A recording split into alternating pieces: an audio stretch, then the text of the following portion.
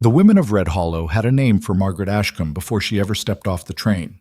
They called her the last choice. Clara Whitfield said it first, loud enough for the whole dry goods counter to hear. The morning Elias Granger's advertisement ran in the Denver paper.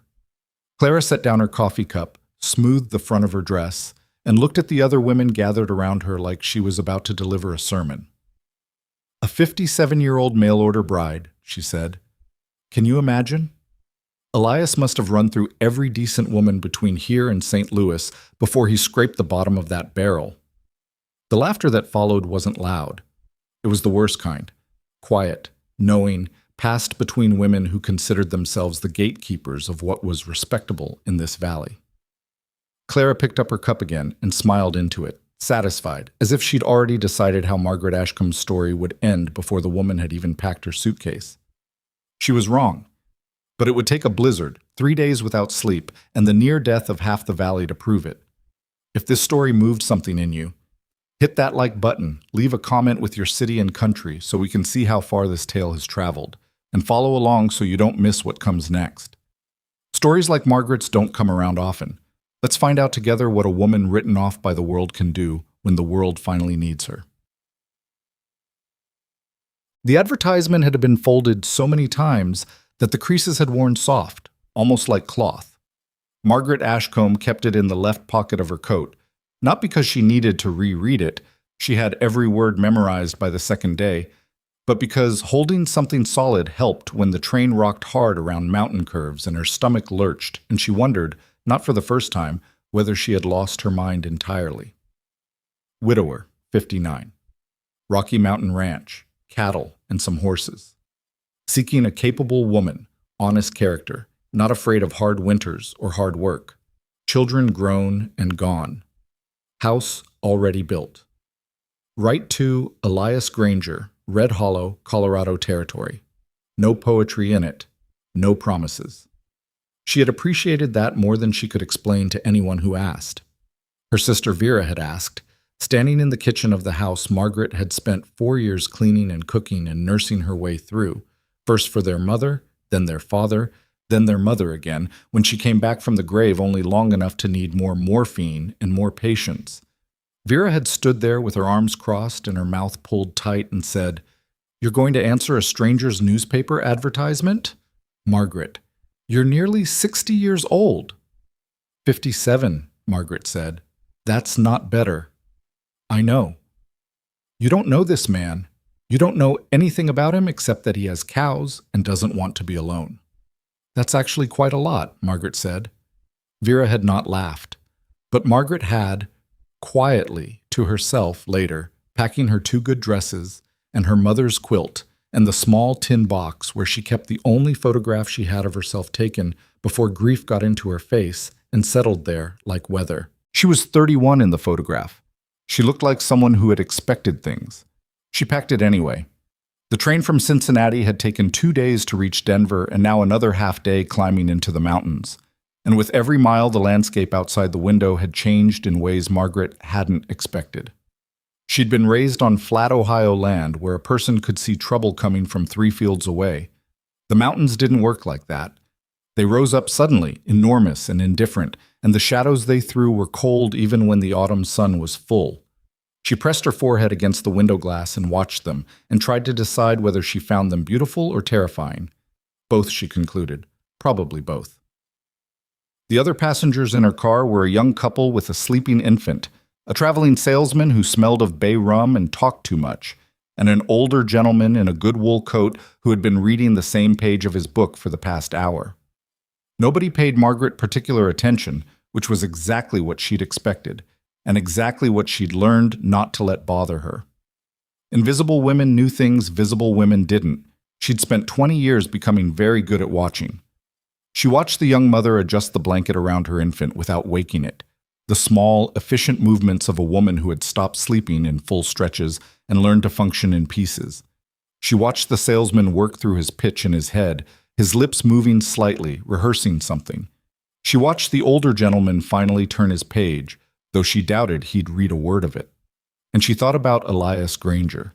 She had written him 3 letters before agreeing to come. He had written back each time, and his letters were the way his advertisement had been: plain, direct, not trying to be anything they weren't.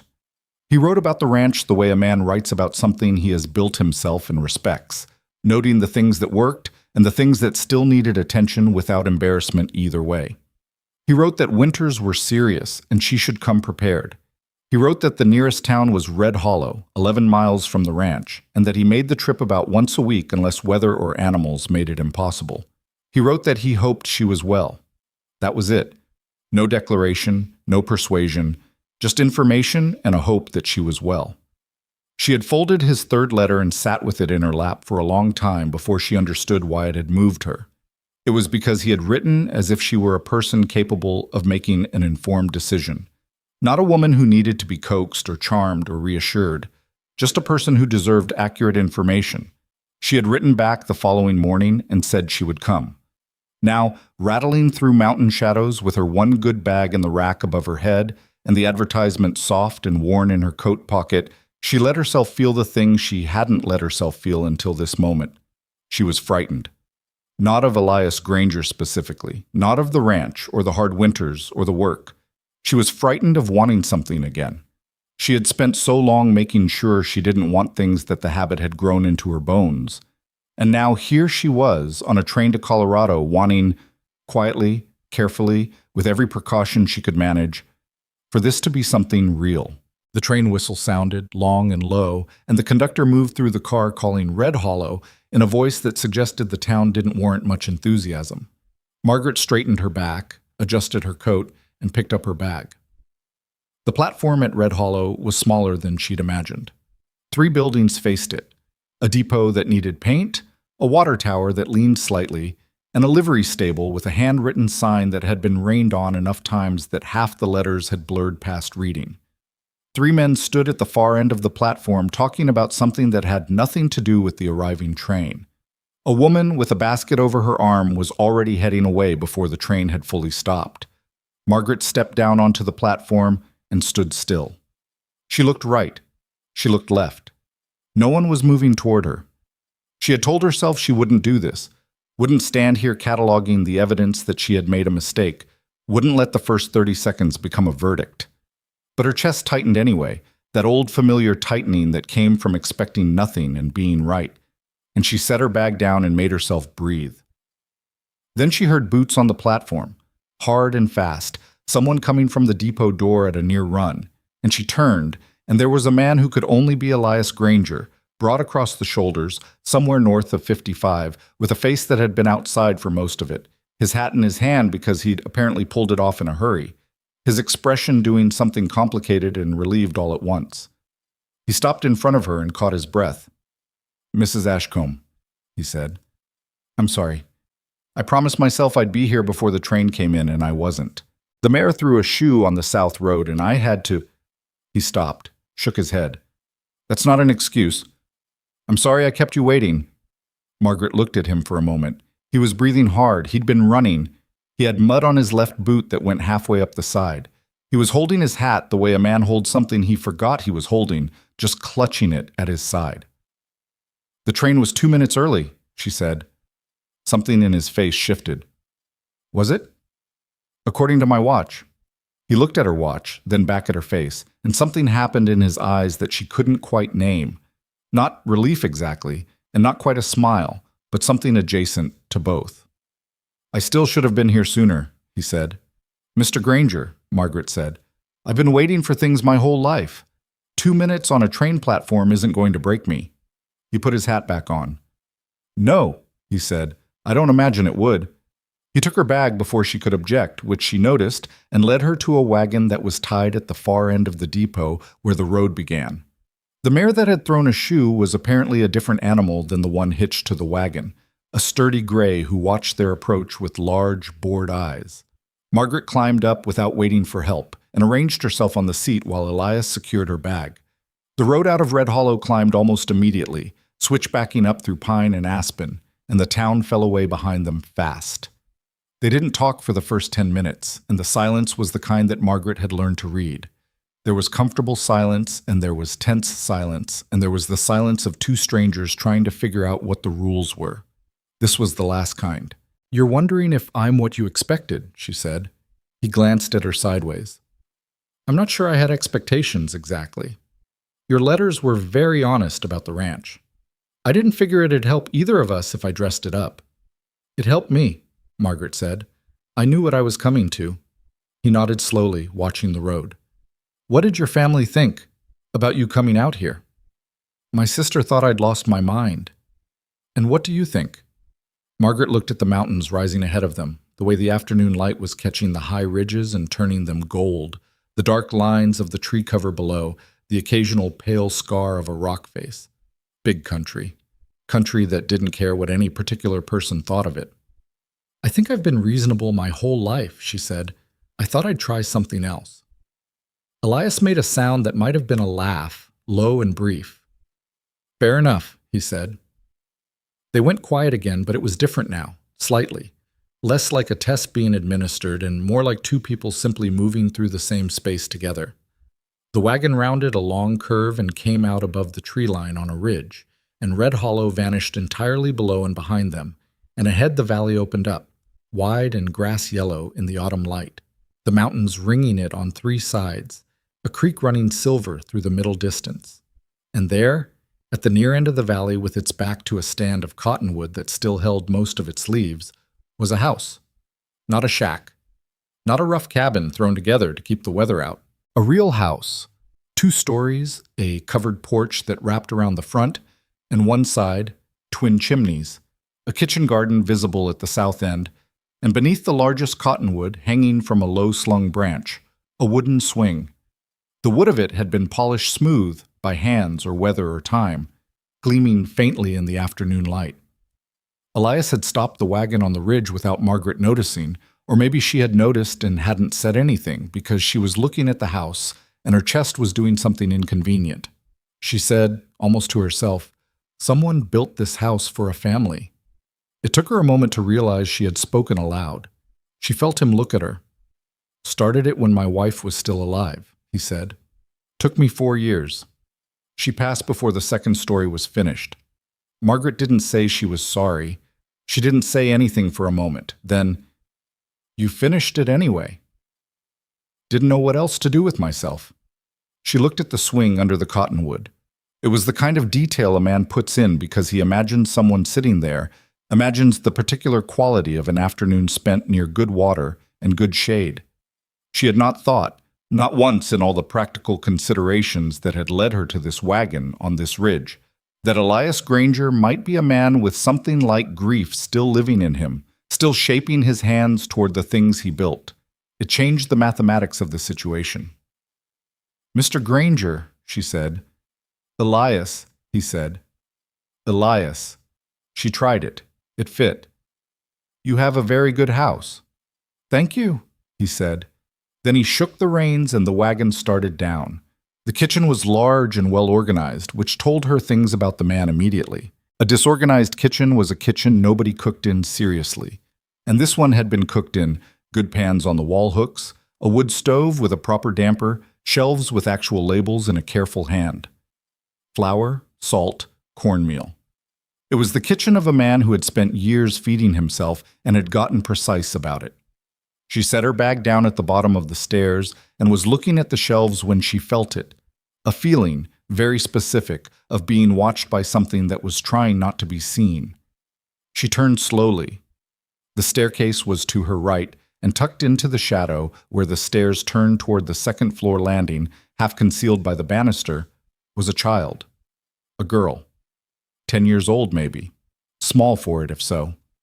Dark hair, dark eyes, those eyes doing the exact calculation that children's eyes do when they are trying to determine in the first 3 seconds whether a new adult is safe.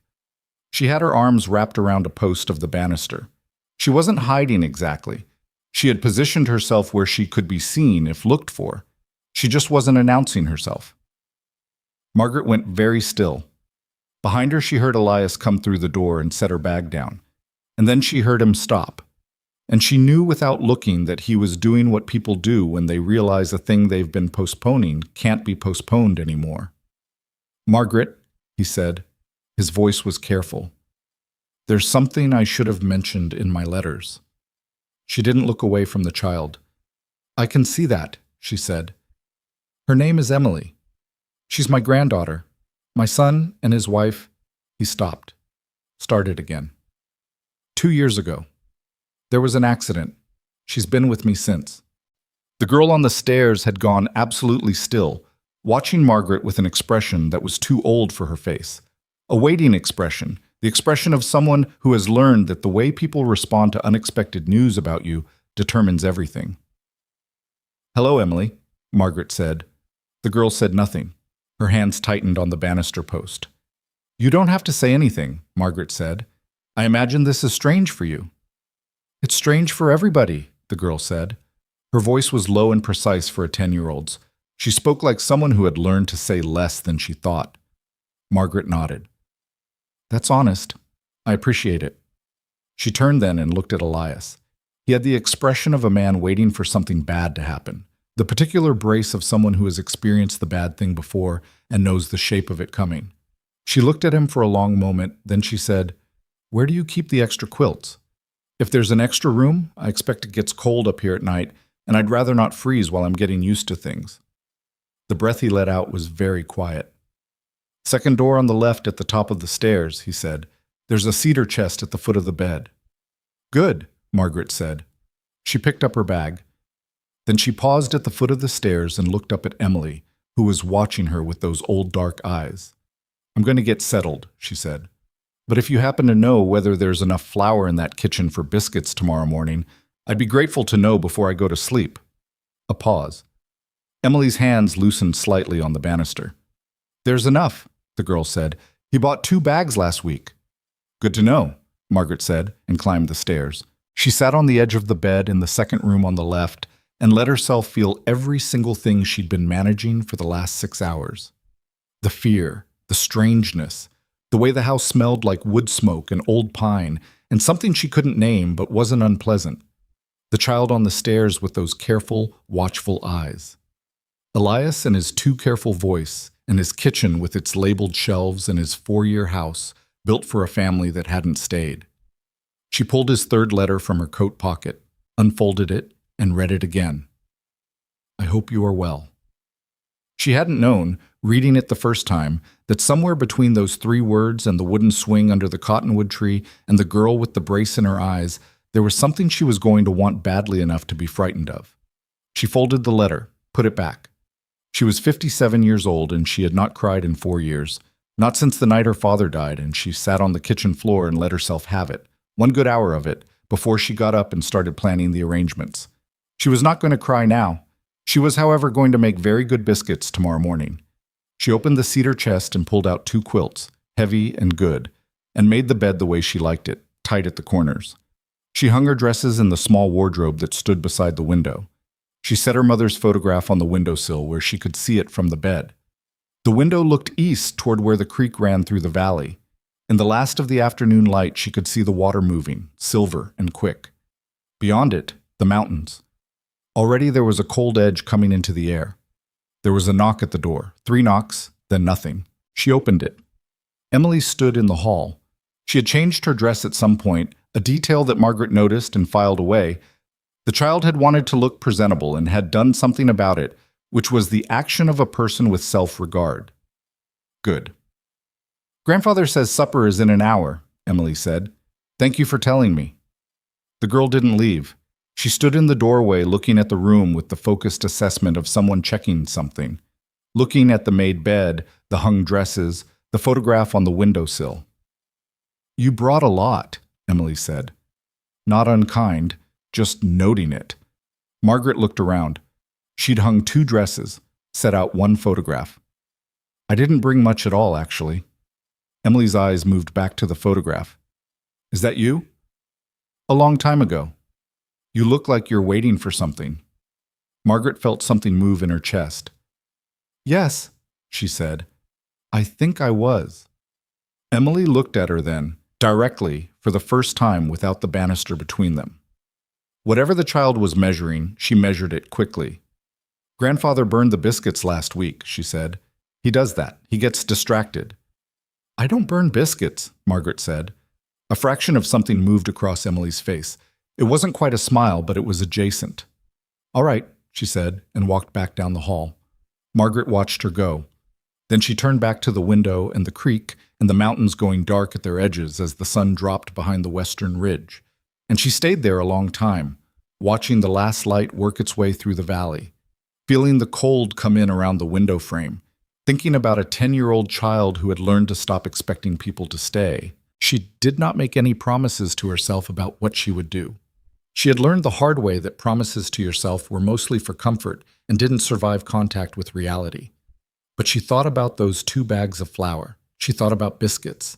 She thought about tomorrow morning, which was coming whether she was ready or not, and decided that was enough to think about for now. Downstairs, she heard Elias moving in the kitchen, the clank of a pot, the thud of the wood stove door. She heard Emily say something she couldn't make out, and heard Elias answer, his voice low and steady. The house held those sounds and gave them back to her, and for a moment, just a moment, Margaret Ashcombe stood at a window in the Rocky Mountains, feeling something she didn't have an immediate name for. She found the word about 10 seconds later. The word was here. She was here. After 57 years of being somewhere else, somewhere adjacent to the life happening around her, somewhere useful and necessary and never quite central, she was here, in a house built by careful hands, in a valley that did not know her name, with a man who had run to meet her and a child who was already negotiating the terms of trust. She straightened her back. She smoothed her skirt. She went downstairs to help with supper. The meal was plain. Beans and salt pork and cornbread that Elias had managed not to burn, a minor victory he mentioned without mentioning, setting it in the center of the table with the careful precision of a man presenting evidence. Emily sat across from Margaret and ate without looking up, though Margaret could feel her looking when she turned her head, those small, sidelong assessments. "How long has the ranch been running?" Margaret asked. 18 years, Elias said. "Started with 12 head and a borrowed plow." "What are you running now?" He looked up, slightly surprised. The question had been specific. 63 head, plus the horses. Good grazing until November, then it gets tight." "What do you do about it?" "Cut as much hay as I can in August. Buy what I'm short. It's expensive." "Do you have the pasture for more hay production?" He set his fork down. He was looking at her differently now, the way people look when they revise an assumption. "I might," he said. "Why?" "I grew up on a farm," Margaret said, "until I was 20 and we moved to Cincinnati. My father always said the difference between surviving winter and dreading it was how much hay you got in August." Elias picked up his fork again. "Your father was right," he said. Emily had stopped eating. She was watching Margaret with that look again, the open calculation look, the one she used when she wasn't bothering to hide the fact that she was taking someone's measure. "You know about farms," she said. "I know about the one I grew up on," Margaret said. "That's not the same as knowing about all of them." "Grandfather said you were from a city." "I was from a city for most of my life. I was from a farm before that." Emily considered this. "Which did you like better?" It was a child's question, but not a simple one. Margaret thought about it honestly. "The farm," she said. "I didn't know that until I left it, but yes. The farm." Something in Emily's posture changed. Not much, just slightly, the way a door shifts in its frame when the pressure on either side of it equalizes. They ate in quiet after that, but it was different from the silence on the wagon road. It was the silence of 3 people sitting at a table that suddenly had enough weight in it to stand on its own. After supper, while Elias washed the plates, Emily went to the front room and came back with a book. She set it on the table in front of Margaret and stood beside it. "Grandfather tried to read this with me," she said, "but he gets the voices wrong." Margaret looked at the book. It was an old copy of Robinson Crusoe, worn at the spine, pages soft with handling. "What does he do wrong?" Margaret asked. Emily glanced at Elias, who had his back turned and pretended not to have heard. "He makes Crusoe sound too cheerful," she said. "Crusoe isn't cheerful. He's trying very hard not to be scared." Margaret looked at the child. "Yes," she said. "That's exactly right." She picked up the book, and Emily settled into the chair beside her, close but not touching. and Margaret opened to the first page and read the first line in a voice that was not cheerful, that held the right amount of a man trying not to be scared, and Emily did not move away. Across the room, Elias set down the last plate and stood very still for a moment with his back to both of them, and then he picked up his hat from the hook by the door and said he was going to check on the horses, and he stayed out there long enough that when he came back, his face was composed again, though his eyes were something else. Margaret read for 45 minutes, until Emily's head dipped twice and she caught herself both times, determined, and then dipped a third time and didn't catch it. Margaret closed the book quietly. She looked at the child asleep in the chair, small, slightly frowning even in sleep, like someone still working on something in a dream. Elias came to stand beside her and looked at his granddaughter the way men look at the things they love the most and are most afraid of losing. "She hasn't done that," he said very quietly. "Fallen asleep like that. Not since—" He stopped. "She will," Margaret said. Same quiet. "She's watching to see whether it's safe." He looked at her. "Is it?" The question was bigger than it sounded. She knew that. "I'm not going anywhere," she said. He nodded, once. He went to lift Emily, who stirred and did not wake, and carried her upstairs. Margaret heard his careful tread on the stairs, the creak of the door, the silence. She sat in the front room a little longer. The fire had burned down to coals, and the room was holding the last of its warmth before the mountain cold came fully in. Through the window she could see nothing but dark and the suggestion of the cottonwood, its branches moving slightly in a wind she couldn't hear.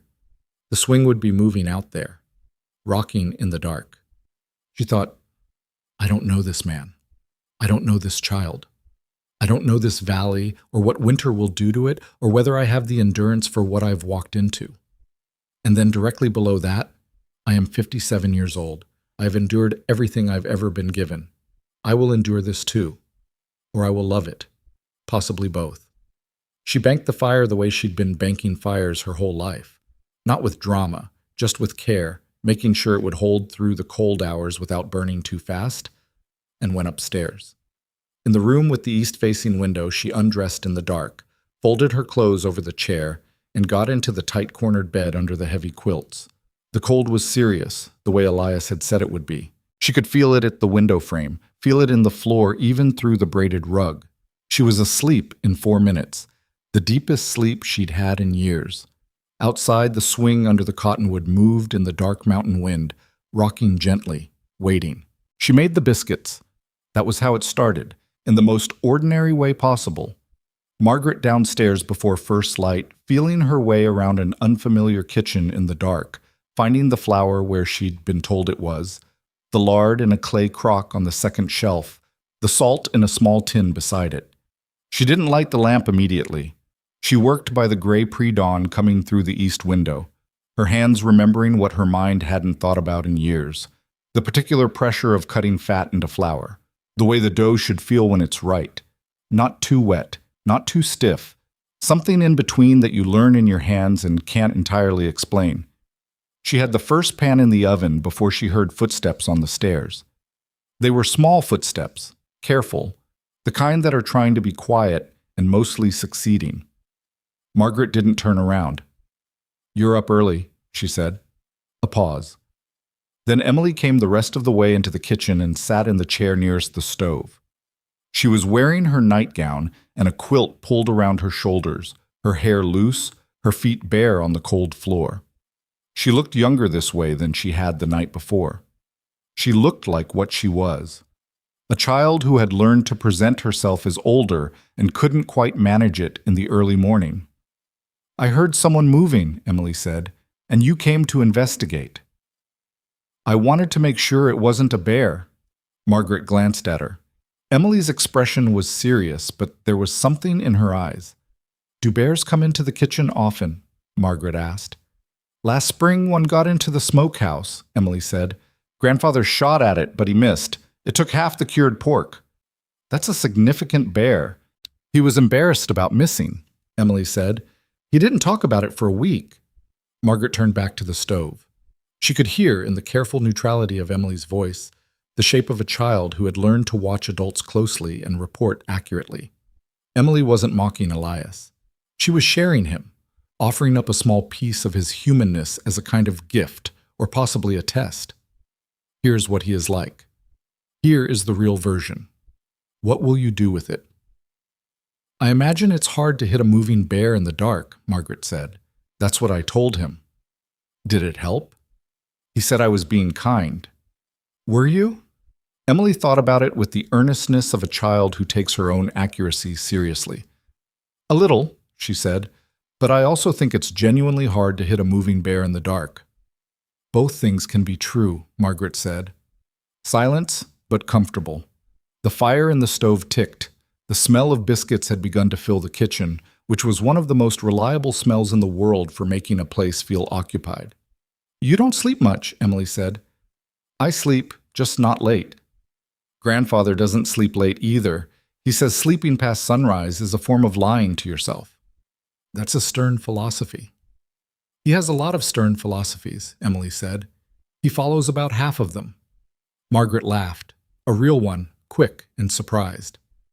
Emily watched her laugh with that measuring look, and then something settled in the child's face, very slightly, like a latch finding its catch. Elias came down 40 minutes later to a kitchen that was warm and smelled of biscuits and coffee, and he stood in the doorway for a moment, taking it in. Emily at the table with a book open in front of her that she wasn't reading, Margaret setting plates, the particular quality of a room that has been lived in for the past hour by people who've started to find their footing. Coffee's on the back of the stove, Margaret said, not looking up. The biscuits need another few minutes. He got his coffee and sat down and didn't say much, and the three of them ate breakfast in the quiet of a morning that was still figuring itself out.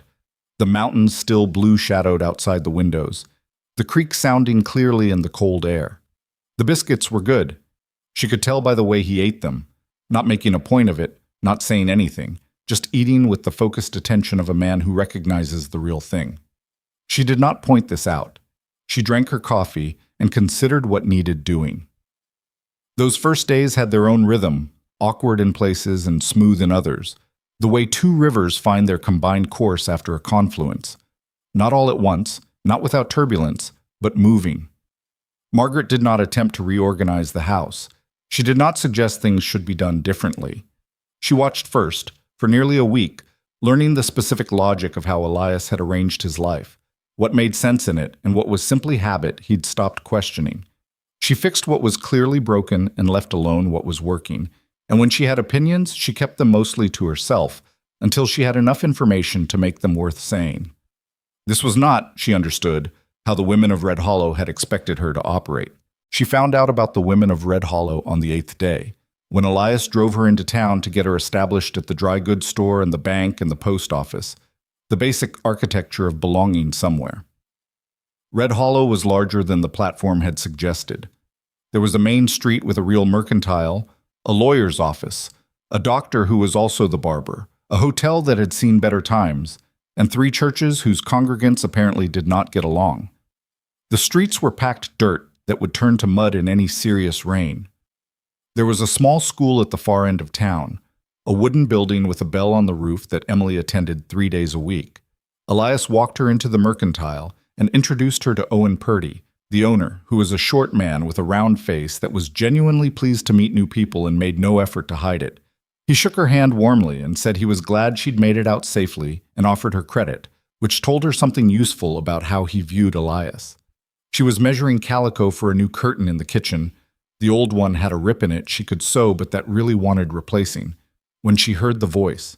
It came from the other side of a tall shelf of dry goods, and it was the kind of voice that carries without trying to, a woman accustomed to being the one who set the temperature in a room.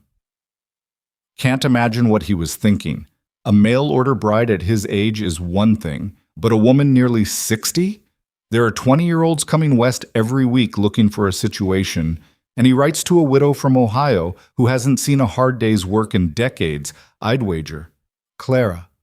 Another woman's voice, lower and cautioning. I'm not saying anything everyone isn't already thinking, Ruth. Elias Granger deserves better than a dried-up old woman who couldn't find a husband when she was young enough to be worth the trouble. Margaret set the calico bolt down on the counter, carefully. She did not look at Elias, who had gone very still beside her. She did not look at Owen Purdy, whose expression she could feel was mortified. She picked up her measuring tape and finished measuring the curtain fabric and set it beside the bolt and said to Owen Purdy, "I'll take 2.5 yards of this, please." Owen Purdy cut it without a word. His hands were slightly unsteady. On the other side of the shelf, the voices had gone quiet. The silence had the particular quality of people realizing they've been overheard. Elias put his hand on the counter. His knuckles were white. "Margaret, I need thread as well," she said. "Dark blue, if you have it, and a packet of needles." He looked at her for a moment. "All right," he said. She did not look up when the woman came around the end of the shelf. Clara Whitfield, she would learn later, wife of the man who owned the largest tract of land in the valley, someone who had decided years ago that social position was a thing to be guarded rather than earned. Clara was 50-ish, well-dressed for a frontier town, with the good posture of someone who had practiced standing in a certain way until it was automatic. Clara looked at Margaret. Margaret looked at Clara. Neither of them said anything. Then Margaret turned back to Owen Purdy and took her thread and her needles and told him she'd add the rest to the Granger account, which Elias confirmed with a nod, and they walked out into the bright, cold morning. Outside, Elias put his hat on and stood for a moment looking down the street. Margaret could feel the tension in him, the anger he was managing. Men like him, she was learning this, managed anger by going very quiet and still with it. "I'm sorry," he said. "Why?" she said. "What she said was meant to diminish me," Margaret said. "It didn't work. Let's get the rest of the errands done." He looked at her. "That's it?" "Elias." She said his name the way she'd been learning to say it, level and direct. "I have spent 57 years in the company of people who thought they knew my value better than I did. Mrs. Whitfield is not the first of her kind, and she won't be the last. I am not going to spend the rest of my life adjusting my behavior to accommodate the opinions of people who made up their minds before they met me." A long pause. Then he said, "You are not at all what I expected. You said you didn't have expectations." "I was wrong about that." They walked to the bank. The name Last Choice made its way back to the ranch by the end of the week. Margaret wasn't sure how. She suspected Owen Purdy's wife, who was a kind woman but terrible with a secret. But she overheard Emily telling it to the barn cat one evening in the tone of someone working something through. "They called her the Last Choice," Emily said to the cat, which was a gray animal named for a Civil War general that Elias had clearly named ironically. "That's a mean thing to say. She's not anybody's last anything." Margaret stood in the barn doorway and didn't say she'd heard. It was 3 weeks in when the first real conflict arrived, not from outside the ranch, but from inside it, from the accumulated pressure of two people learning the terms of a shared life. She had been quietly evaluating the ranch's storage situation, the root cellar, the smokehouse, the hay supply, because she couldn't help herself, because a life spent managing households had made assessment automatic, and what she'd found was that the hay situation was worse than Elias had indicated. Not catastrophically, but seriously. They were short for a hard winter. She'd done the arithmetic twice. She brought it up at supper. She chose her words carefully. She laid it out plainly. The current stock, the estimated need, the gap between them. Elias set down his fork. "I know about the hay." "Then you know it's short." "I've managed short hay before." "With 63 head?" "With whatever I've had." She could feel the edge in his voice, not anger yet, but its approaching weather. She understood it.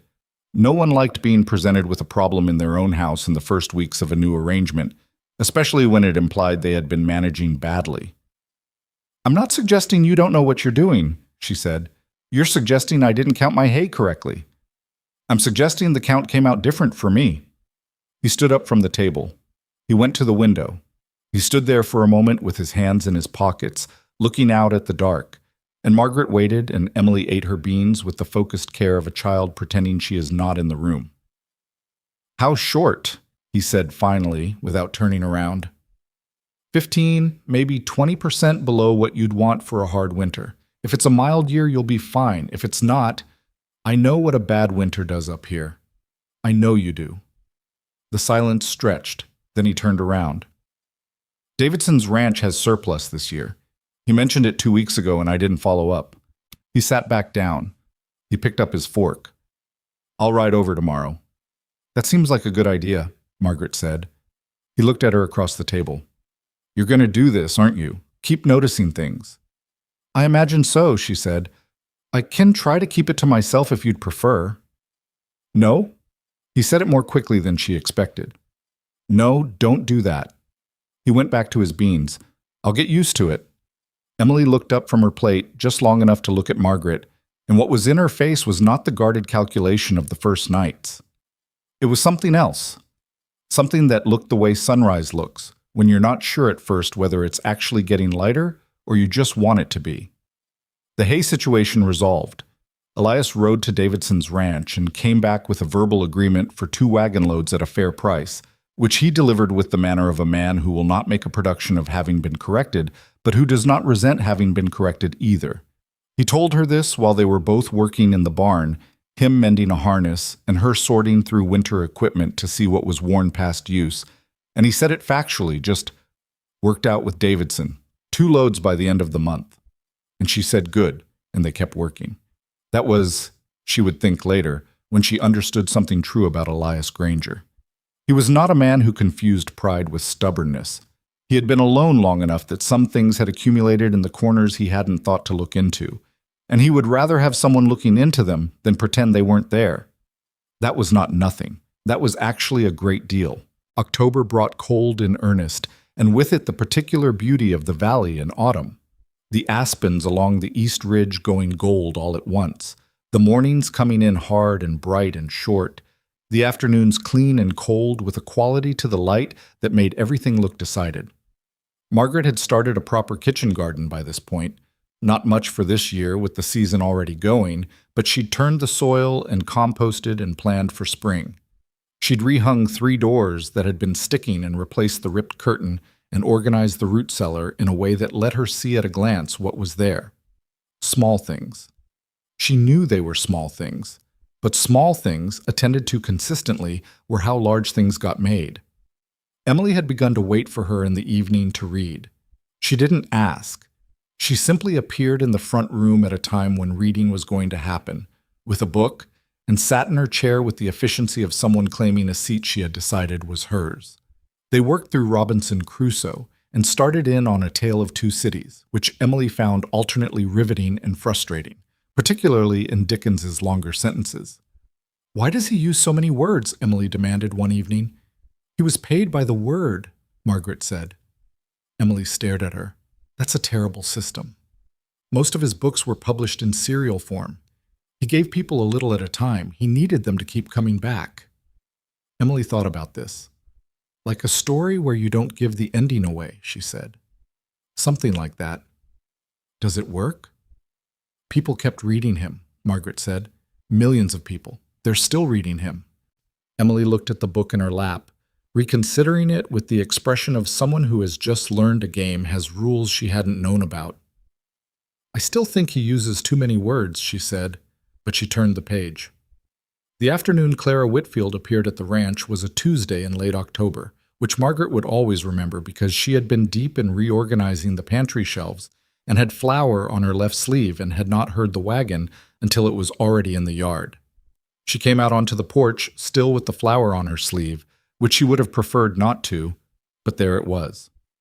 Clara Whitfield sat in the wagon looking down at her with the expression of someone who has prepared what she intends to say and arrived to say it.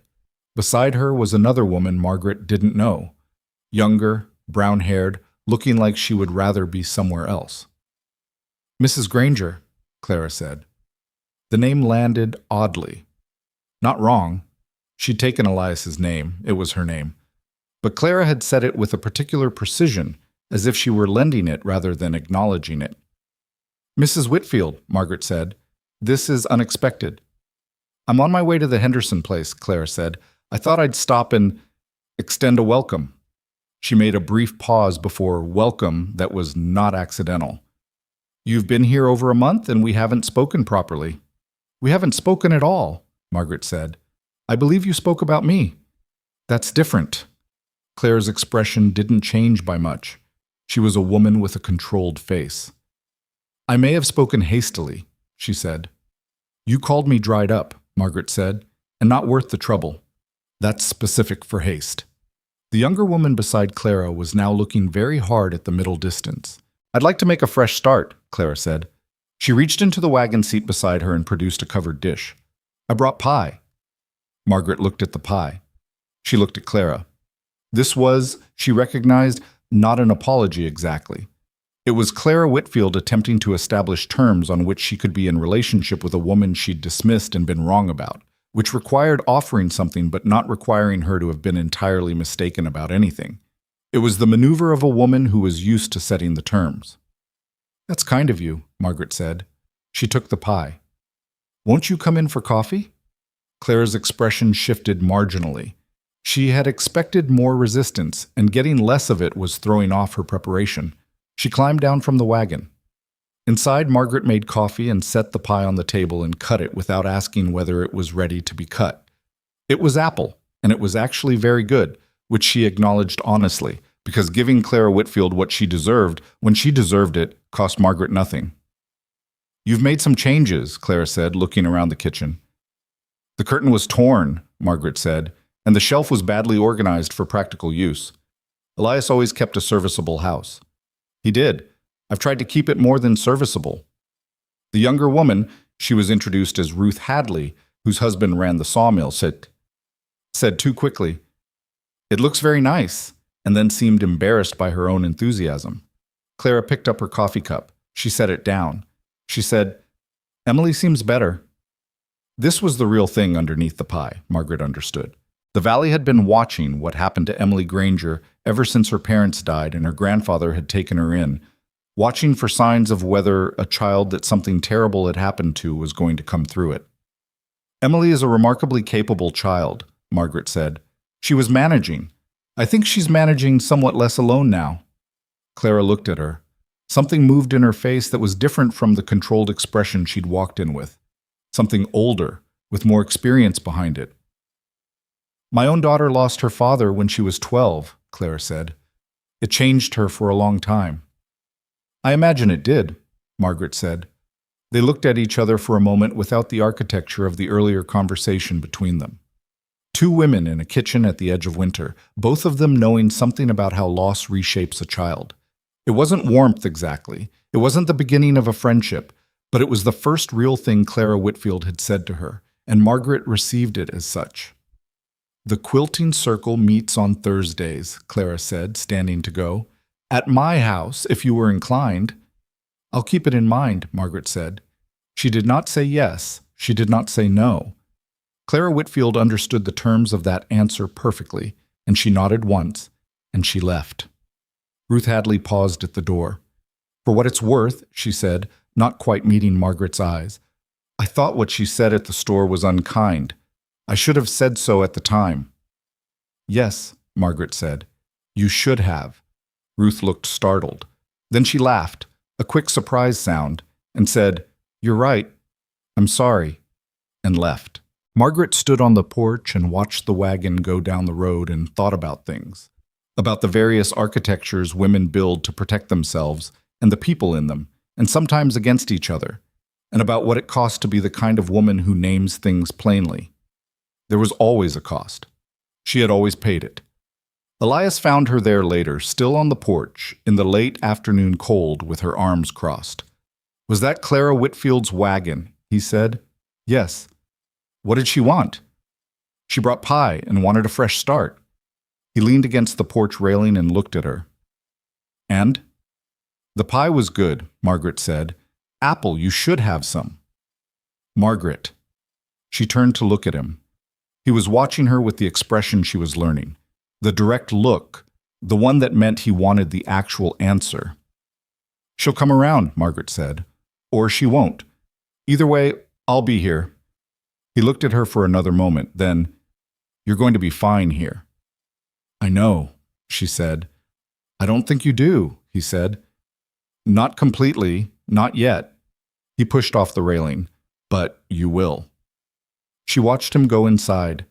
She stood on the porch until the cold made staying impractical, watching the last light go off the mountains in that clean final way it did in October, every color stating itself clearly before it went dark. Inside, she could hear Emily in the kitchen. the particular sound of a 10-year-old attempting something at the stove. There was a pause, then Emily's voice. "Margaret, how much salt is too much?" "What are you making?" Margaret called. "I'm trying to make soup. Grandfather is going to be hungry." "How much have you put in already?" "Maybe a lot." Margaret came inside. She went to the kitchen. Emily was standing at the stove with a spoon and an expression of preemptive guilt, the pot on the burner beginning to steam. "Let me taste it," Margaret said. She tasted it. She set down the spoon. She thought about it. "We can fix this," she said. "Are you sure?" "Add a potato, diced small. It'll draw the salt out." Emily stared at her. "That works?" "Usually. Sometimes you need 2 potatoes." Emily grabbed a potato from the bin with the particular urgency of someone who has been given a solution to a problem they thought was unsolvable. She started peeling it over the counter. "Did you know that already?" Emily asked. "About potatoes and salt?" "My mother taught me," Margaret said. "Her mother taught her." Emily peeled steadily. After a moment, "What else did she teach you?" Margaret thought about her mother, not the woman in the last years with the morphine and the diminished world, but the woman before that, in the Ohio farmhouse kitchen with her sleeves rolled up, moving through the work with the specific economy of a person who knew what they were doing and didn't need to perform it. "Quite a lot," Margaret said. "I'll teach you what I remember if you want." Emily added the potato to the soup. She stood watching the pot with the concentration of someone waiting for evidence. "All right," she said. She said it the same way she'd said it that first night in the hall, after the biscuits and the flour count. Simple, final. The way a child says something when they've made a decision they intend to keep. Margaret handed her the spoon. "Stir it," she said. "Medium heat. Give the potato time to work." Emily stirred. Outside, the night came down over the valley fast and complete, the way it did up in these mountains, no long twilight, just light and then dark. The stars very clear and very cold and very numerous above the house, with the 2 chimneys and the porch and the swing under the cottonwood standing still in the windless November air. The soup, when they sat down to it, was fine. Not perfect, slightly undersalted now, which happened, but Emily ate it with the focused satisfaction of someone eating a thing they made themselves, and Elias ate it without comment, which was the best review he gave anything.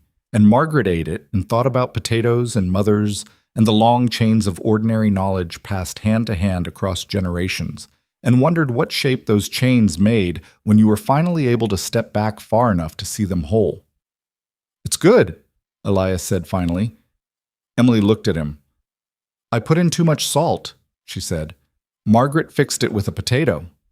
"Potato trick," he said, nodding. "Works every time." "You knew about it." "Your grandmother used to do the same thing," he said. He said it simply, without the careful tread of a man trying to manage grief, just as a fact, present tense and past tense occupying the same sentence the way they do when loss has been lived with long enough to coexist with daily life. Emily looked at her soup. Then she said very quietly, "Tell me something else she used to do." The kitchen went still, not uncomfortable, just held. The 3 of them in the lamplight with the cold outside and the stove going and the smell of the fixed soup. Elias set down his spoon. He thought about it. Then he started to talk. And Margaret listened, and Emily listened, and outside the first true snow of the season had begun to fall, though none of them knew it yet. Soft and quiet on the valley, and the mountains and the cottonwood tree with its empty swing, white and slow, and coming down like something that had been decided long before anyone was ready. The snow that had started falling that November night did not stop for 3 days. It was not the blizzard that would come later, in January, in a way none of them were fully prepared for despite every preparation they made. This was just the first real snow, the one that announced itself and stayed. And when Margaret woke the morning after Elias had told them about his wife's potato trick, and her way with the kitchen, and her habit of singing slightly off-key when she thought no one was listening, the valley was white and the mountains had disappeared into low gray cloud, and the world had reduced itself to the distance between the house and the barn. She lay in her east-facing room listening to the silence that snow makes. Not emptiness, but a kind of compression, the world pulled in close, and thought about what Elias had said the night before. Not the content exactly, but the way he'd said it, without guarding it. He had talked about his wife the way a man talks about someone who is genuinely gone rather than someone he is still trying to protect himself from missing, and Margaret had understood that this was something it had taken him years to arrive at. The difference mattered. She got up. She started the stove. She made coffee and stood at the kitchen window watching the snow and decided, practically, that the root cellar door would need a better latch before the real winter came, because the one on it now would ice over and stick, and there would be a morning when she needed to get into that cellar quickly and couldn't. She added it to the list she kept in her head. Elias came down and found her at the window with her coffee and stood beside her and looked out at the snow without saying anything for a moment. "Not bad yet," he said finally. "No, give it a week. The root cellar latch needs replacing." He looked at her sideways. "Good morning to you too." "Good morning," she said. "The root cellar latch needs replacing." He drank his coffee. "I'll do it today while I can still work outside," he said, "before it gets serious." That was November. December arrived with the cold settling in permanently. Not the dramatic cold of the blizzard stories she'd heard from other passengers on the train, but a steady, established cold that became the background condition of everything. The creek froze at its edges first, then further in, until only the center channel moved, black and quick between white margins. The mountains disappeared for days at a time behind cloud, and came back transformed, whiter and more severe, showing their structure more clearly under snow than they had under summer vegetation. Margaret learned the winter rhythms of the ranch the way she'd learned everything, by watching first, then doing. The cattle needed breaking ice on the water troughs twice a day on the coldest mornings. Hay had to be distributed in a particular order that accounted for which animals would push others away from feed if given the chance. The horses were more particular than the cattle and required separate attention. Elias handled most of the outdoor work, but Margaret had started accompanying him on the morning rounds, not because he needed help exactly, but because she found that being useful outdoors was different from being useful indoors, and she wanted both. He hadn't objected.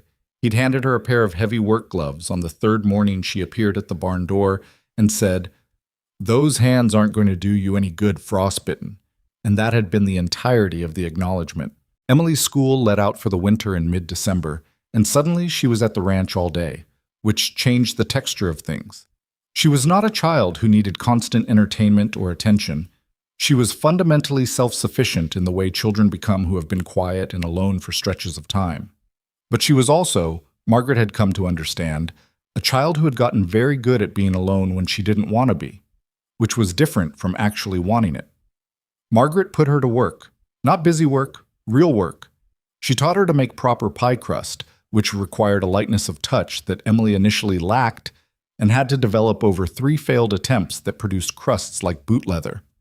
She showed her how to read the root cellar inventory the way Margaret had reorganized it, by category and season, so that Emily could tell at a glance what they had and what they were running short of. She gave her responsibility for the kitchen garden records, since there was nothing in it yet but what Margaret had planted in her mind for spring, and Emily took to the record-keeping with the seriousness she brought to everything she decided was worth doing. "You're teaching her to run a household," Elias said one evening. He said it without inflection that Margaret could read, which meant he was still deciding how he felt about it. "I'm teaching her to be capable," Margaret said. "A household is just one application." He considered that. "She's 10. She's 10 and she's been managing things alone with you for 2 years. She already knows how. I'm just making sure she knows she knows." He was quiet for a moment, then, "Her mother was the same way, capable. Didn't always know how capable she was." "What was her name?" "Nora." He said it simply. She was 28 when she died. Margaret didn't say anything. There wasn't anything useful to say about a 28-year-old mother dying. She let the silence hold it. "Emily looks like her," he said. "The eyes, especially." "She has your stubbornness," Margaret said. He laughed, the low, quick laugh she'd come to know. "That's not a compliment." "It wasn't meant as one," she said, "but it'll serve her." Christmas came with a specific gravity that Margaret had anticipated and prepared for, because Christmas with a child who had lost her parents required thought. She did not attempt to make it what it had been before. She understood she couldn't, and that attempting it would produce a hollow replica that would hurt more than it helped. Instead, she made it something new. She strung pine boughs along the porch railing and showed Emily how to make paper chains from old newspaper for the front room, and she made a particular Cincinnati recipe her mother had made, a spiced cake with dried fruit that needed 3 days to develop its full flavor. And she wrapped one gift for Emily, a blank journal with a good pen, and one for Elias, a new pair of leather gloves she'd ordered through Owen Purdy's store because his old pair had been worn through at 2 fingers. Christmas morning was quiet.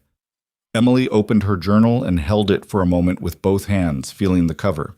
"For what?" she asked. "Whatever you need it for," Margaret said. "Records, stories, things you're working out. Whatever wants to go in it." Emily opened to the first page and looked at the blank white of it. Then she closed it again and held it carefully, the way she held things she had decided to take seriously.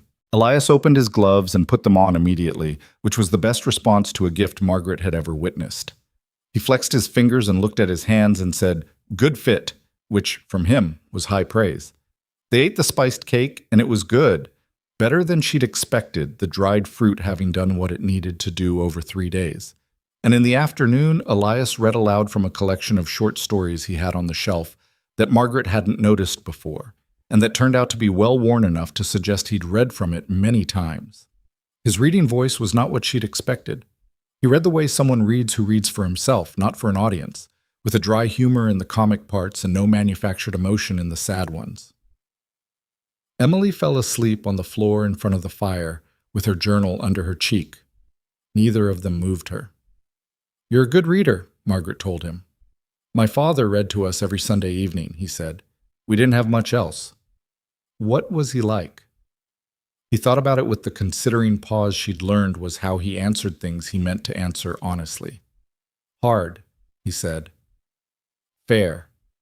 He didn't say things he didn't mean, which meant he didn't say much. But when he said something, you listened. He paused. "He would have liked you." Margaret looked at him. He was watching the fire. "Why?" she said. "Because you don't say things you don't mean either," he said. "And because you're not afraid to tell a man when he's got his hay wrong." She laughed. He glanced at her with that thing in his eyes that was still developing a name. January came like a door being shut hard. The temperature dropped 30 degrees in 2 days, and the wind that came down off the northern peaks was not the steady cold of December, but something aggressive, something with an opinion about the people in its path. Elias checked everything twice. The roof of the barn for snow load, the insulation around the water pipes, the chimney for blockage, the condition of every animal. Margaret checked the root cellar with its new latch, organized the kitchen for the long cooking that would be necessary, and made sure every lamp in the house was full and every candle drawer was stocked, because a power that cut the light in a mountain winter at night was not a small inconvenience. The old-timers in Red Hollow, who had been making their predictions in the back of Owen Purdy's store for the past month, said this was the worst January setup they'd seen in 15 years. Some said 20. The oldest man in the valley, a retired trapper named Carver, who still had all his fingers through what he described as luck, and what everyone else suspected was extreme caution, said he hadn't seen a winter come in this hard since 1871, and that people should get serious about their preparations. Margaret heard this from Ruth Hadley, who had come out to the ranch on a supply run in the last week of mild weather before things turned, and who had also, in the way Ruth did everything, sideways and a little apologetic, told her that the quilting circle was meeting less often due to weather concerns, but that several of the women had mentioned hoping Margaret would come when things opened up in spring. "Clara?" Margaret said. Ruth looked at her hands. "She didn't say that specifically." "What did she say?" "She said," Ruth paused, editing, then apparently deciding to be accurate. "She said that you were apparently more competent than she'd given you credit for, which from Clara is essentially a formal apology." Margaret thought about that. "It's a start," she said. "It really is," Ruth said. "For Clara, it's practically weeping and throwing herself at your feet." The night the blizzard came, nobody in the valley had quite expected it that night specifically. The signs had been there. Elias had read them that morning, the quality of the light, the behavior of the cattle, the way the horses wouldn't settle. But the storms in these mountains could build and hold for days before they came down, and they'd thought they had until morning at the earliest. They didn't. It came at 9 in the evening, when Emily was already in bed and Margaret was darning a pair of Elias's work socks at the kitchen table, and Elias was reading. The wind picked up first, not gradually but suddenly, a change in register, the house responding in its joints and window frames. Then the sound changed, dropped to a register that Margaret hadn't heard before, and recognized immediately as serious because of the specific way Elias set down his book. He went to the window. He looked out. He couldn't see 10 feet. "How bad?" she asked. "Bad," he said. He was already moving toward his coat. "I need to get to the barn. If that wind gets under the roof." "I'm coming. You don't need—" "Elias." She was already putting on her coat. "Two people are better than one, and you know it." He didn't argue further. He got the rope from the hook by the door. She'd seen it there and asked about it, and he'd explained that in a serious blizzard, you strung the rope from the house to the barn so you could find your way back, because disorientation in a whiteout could kill a person 30 feet from their own door, and tied one end to the porch post, and they went out into it. She had never experienced anything like it. She had known cold. She had known wind. She had never known this specific combination that was something beyond the sum of its parts. The wind carrying snow horizontally at a speed that made it feel like being struck repeatedly. The cold immediately working through every layer she was wearing. The visibility reduced to the 6 inches of rope she could see in front of her as she followed Elias hand over hand to the barn. Inside the barn was only relatively better. The animals were frightened. The horses moving in their stalls, the cattle in the back pressing together, the sounds they were making, the sounds of animals who have been around long enough to know when the weather means them harm. Elias went methodically, checking the roof for the spots he knew were vulnerable, shoring up what needed shoring up, calming the horses with his voice and his hands, moving through the work with a focused economy that Margaret recognized as the behavior of someone who has done crisis management enough times that emotion becomes secondary. She worked beside him. She didn't have his specific knowledge of this barn, but she had the general competence of someone who'd grown up on a farm, and the specific competence she'd been developing for the past 3 months watching how this place worked. She filled water where it needed filling. She moved feed where he indicated.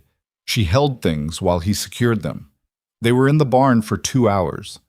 When they finally made their way back along the rope, the house felt like something earned. Margaret's hands were shaking inside her gloves, and she was cold in a way that had gotten past the surface of her skin and settled in her bones. Elias got the stove going higher, and she stood close to it and waited for her body to come back to itself. "You did well out there," he said. He said it while he was hanging up his coat, not looking at her, which she had learned was how he said things that had weight in them. The not looking was how she knew it was sincere. "I've been in barns before," she said, through teeth that wanted to chatter. "Not in a blizzard like this one." "No," she admitted. "Not like this one." He brought her coffee.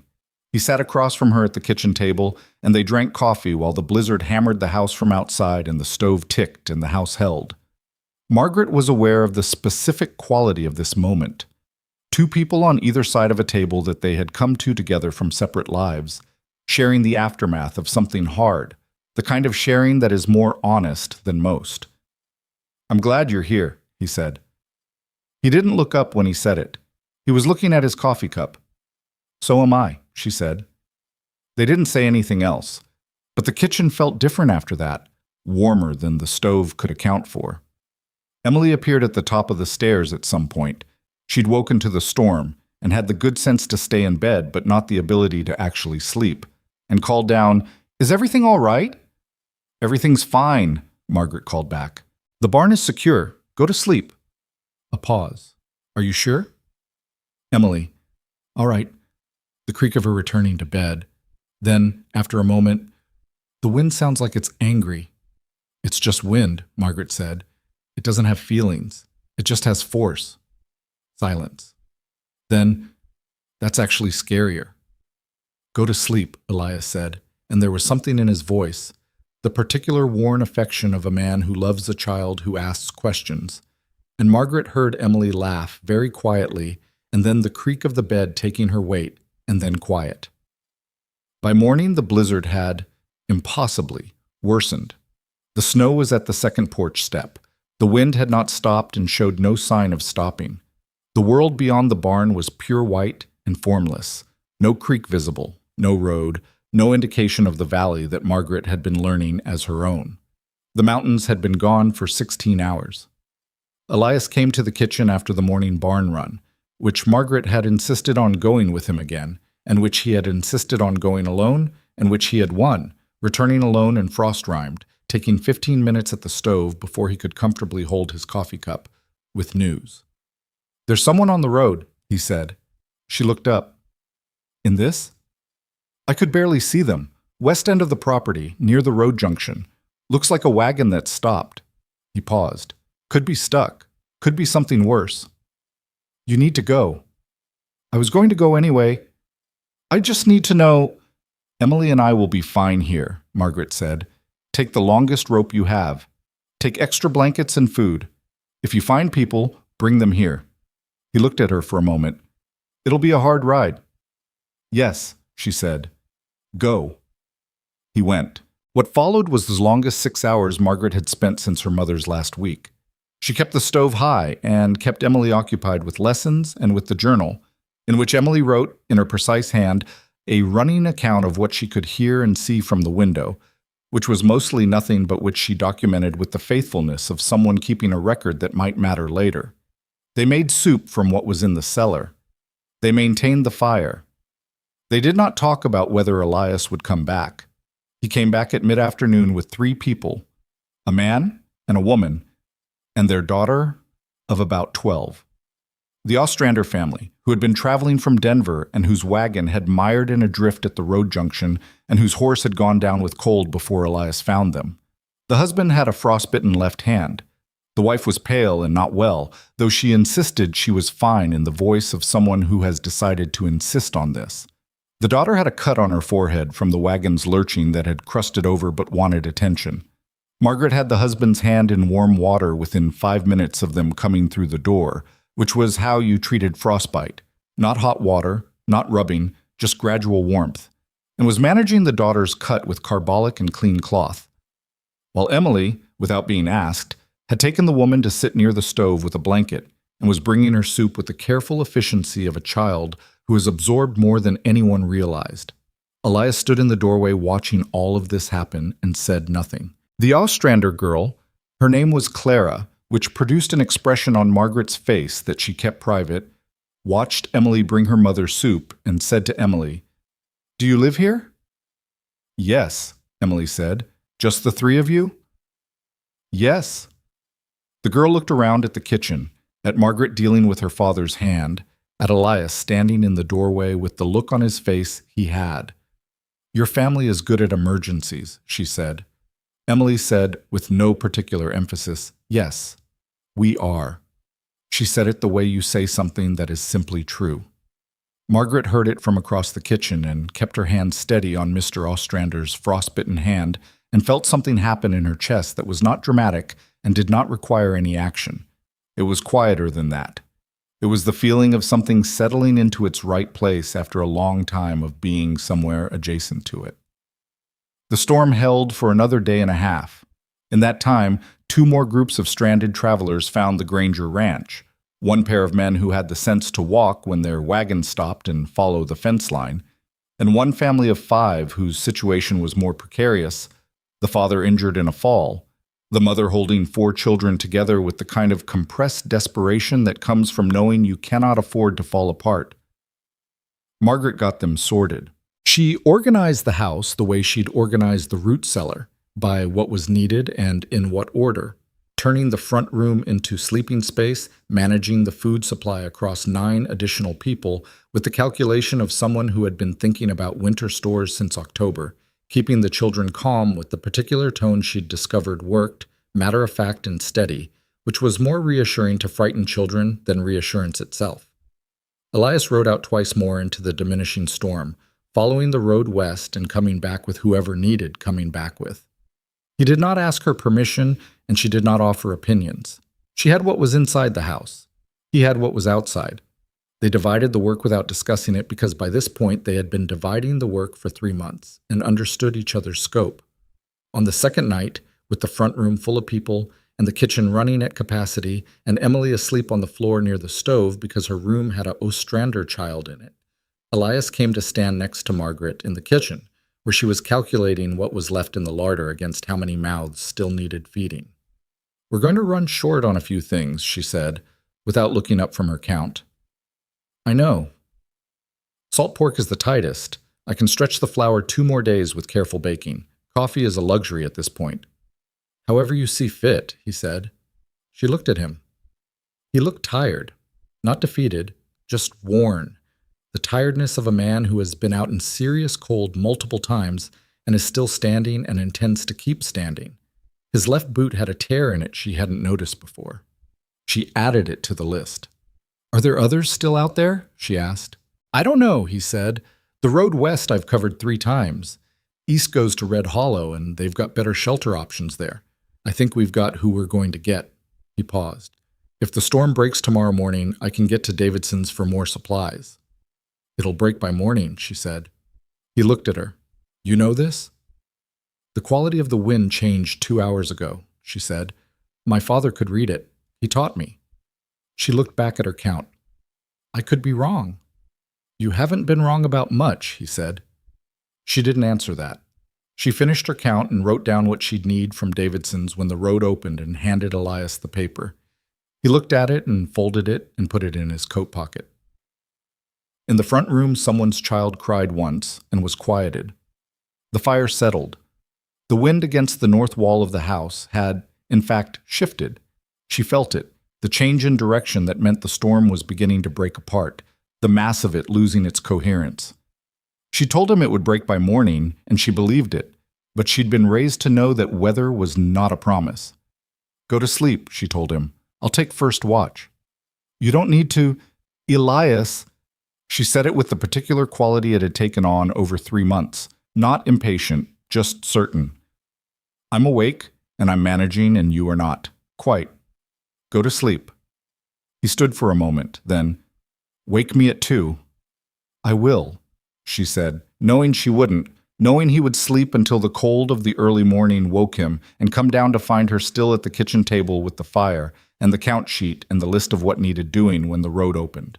She would tell him she'd simply lost track of the time. He would look at her in the way he looked at her when she did something he felt he should argue with and couldn't quite make the argument.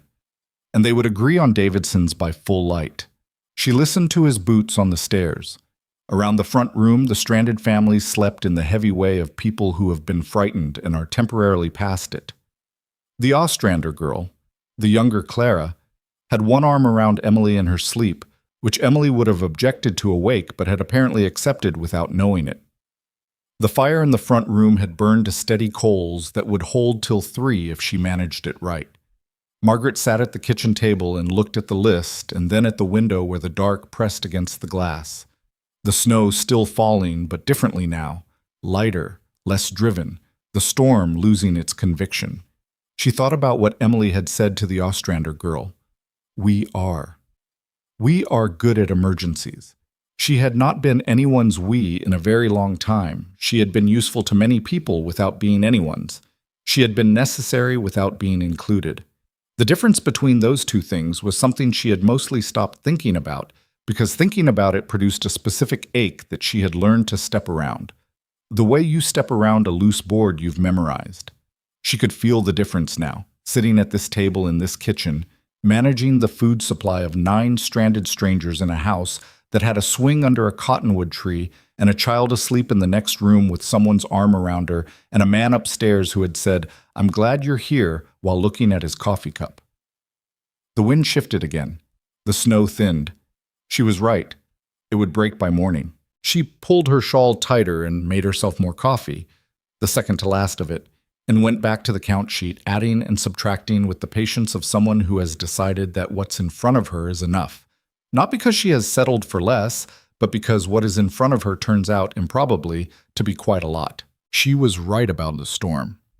It broke at 4 in the morning, not all at once, but in the way these things actually ended, incrementally, the wind dropping in stages over the course of an hour, until the silence it left was so complete that Margaret could hear the creek again, distant and certain beneath the ice that had formed over it, still moving underneath. She stood at the kitchen window with the last of the second-to-last coffee and watched the clouds pull apart in the dark above the eastern ridge. And the stars that came through the gaps were very bright and very cold, and the kind of clear that only happens after something hard has passed through. Elias came down at 5:15, not because she'd woken him, but because he was a man whose body had spent 40 years waking before light regardless of what the night had held. He stopped at the bottom of the stairs and looked at her at the window and looked at the cold stove and understood immediately that she had not woken him at 2. "Margaret," he said. "The storm broke at 4, she said. "You needed the sleep more than I needed company. That wasn't your decision to make." "No," she agreed. "I made it anyway." He stood there for a moment with the particular stillness that meant he was deciding whether to pursue this. He decided not to, which was the right decision, and they both knew it. He got the stove going again and put on water for coffee, and came to stand beside her at the window. The valley was emerging from the dark in pieces. First the near fence line, then the barn, then the pale expanse of the snow-covered pasture. And finally, as the sky lightened in the east, the mountains, enormous and clarified by the storm, every ridge and couloir sharpened, as if someone had redrawn them overnight with a more exacting hand. "Davidson's," he said. "As soon as the road's passable," she said. "The Ostrander's horse went down. They'll need a ride to Red Hollow at minimum. The other family, the Carters, the father needs a doctor." "I know." He was looking at the mountains. "You've been up all night planning this." "I've been up all night sitting with a list," she said. "There's a difference." "Not much of one." The house woke gradually, the way a house full of unfamiliar people wakes, tentatively, with the sounds of people remembering where they are and why, the particular sequence of confusion and then relief that follows a night survived. Margaret had biscuits going before anyone came into the kitchen, because a house full of people who'd been through something frightening needed to smell food first thing before they'd had time to start worrying about what came next. The Ostrander girl, young Clara, appeared first, as children do, with the elasticity of the young that allows them to pass through a crisis and emerge on the other side already curious about breakfast. She stood in the kitchen doorway in her rumpled dress and took in the situation and said, "Can I help?" "Can you carry things without dropping them?" Margaret asked. "Usually." "Get the plates from that shelf. Count how many people are in the house and get that many." Young Clara counted her way through the front room with focused precision and came back with a number. They were, including the Grangers, 12. Margaret adjusted her biscuit count and set young Clara to getting cups while Emily appeared, assessed the situation with the efficiency she'd developed over the past months, and began slicing what was left of the salt pork without being asked. Breakfast for 12 people in a kitchen designed for 3 was not elegant. There was not enough of everything, and Margaret distributed it with the care of someone who had done the arithmetic already and knew where the margins were. The children got full portions, the adults got honest portions. She herself ate standing at the counter, and less than she served anyone else. And if anyone noticed, they had the decency not to say so. Elias got the road situation assessed by 7. The main road to Red Hollow had drifts in 3 places, but nothing the wagon couldn't manage with some work, and he had the shovel and the time. Davidson's place was accessible by the back pasture route, which had less exposure to the drifting. He laid this out at the table after breakfast with the quiet competence of a man who had been solving logistical problems in difficult country his whole life, and the stranded families listened and nodded, and the Carter father, whose injured arm was splinted and whose color was better than it had been the night before, said he was grateful and meant it in the particular way of a man who has been close enough to a bad outcome to understand exactly what he's grateful for. "You don't owe us anything," Elias said. "I know that," Carter said. "I'm not talking about debt. I'm talking about what it means when strangers take your family in." He paused.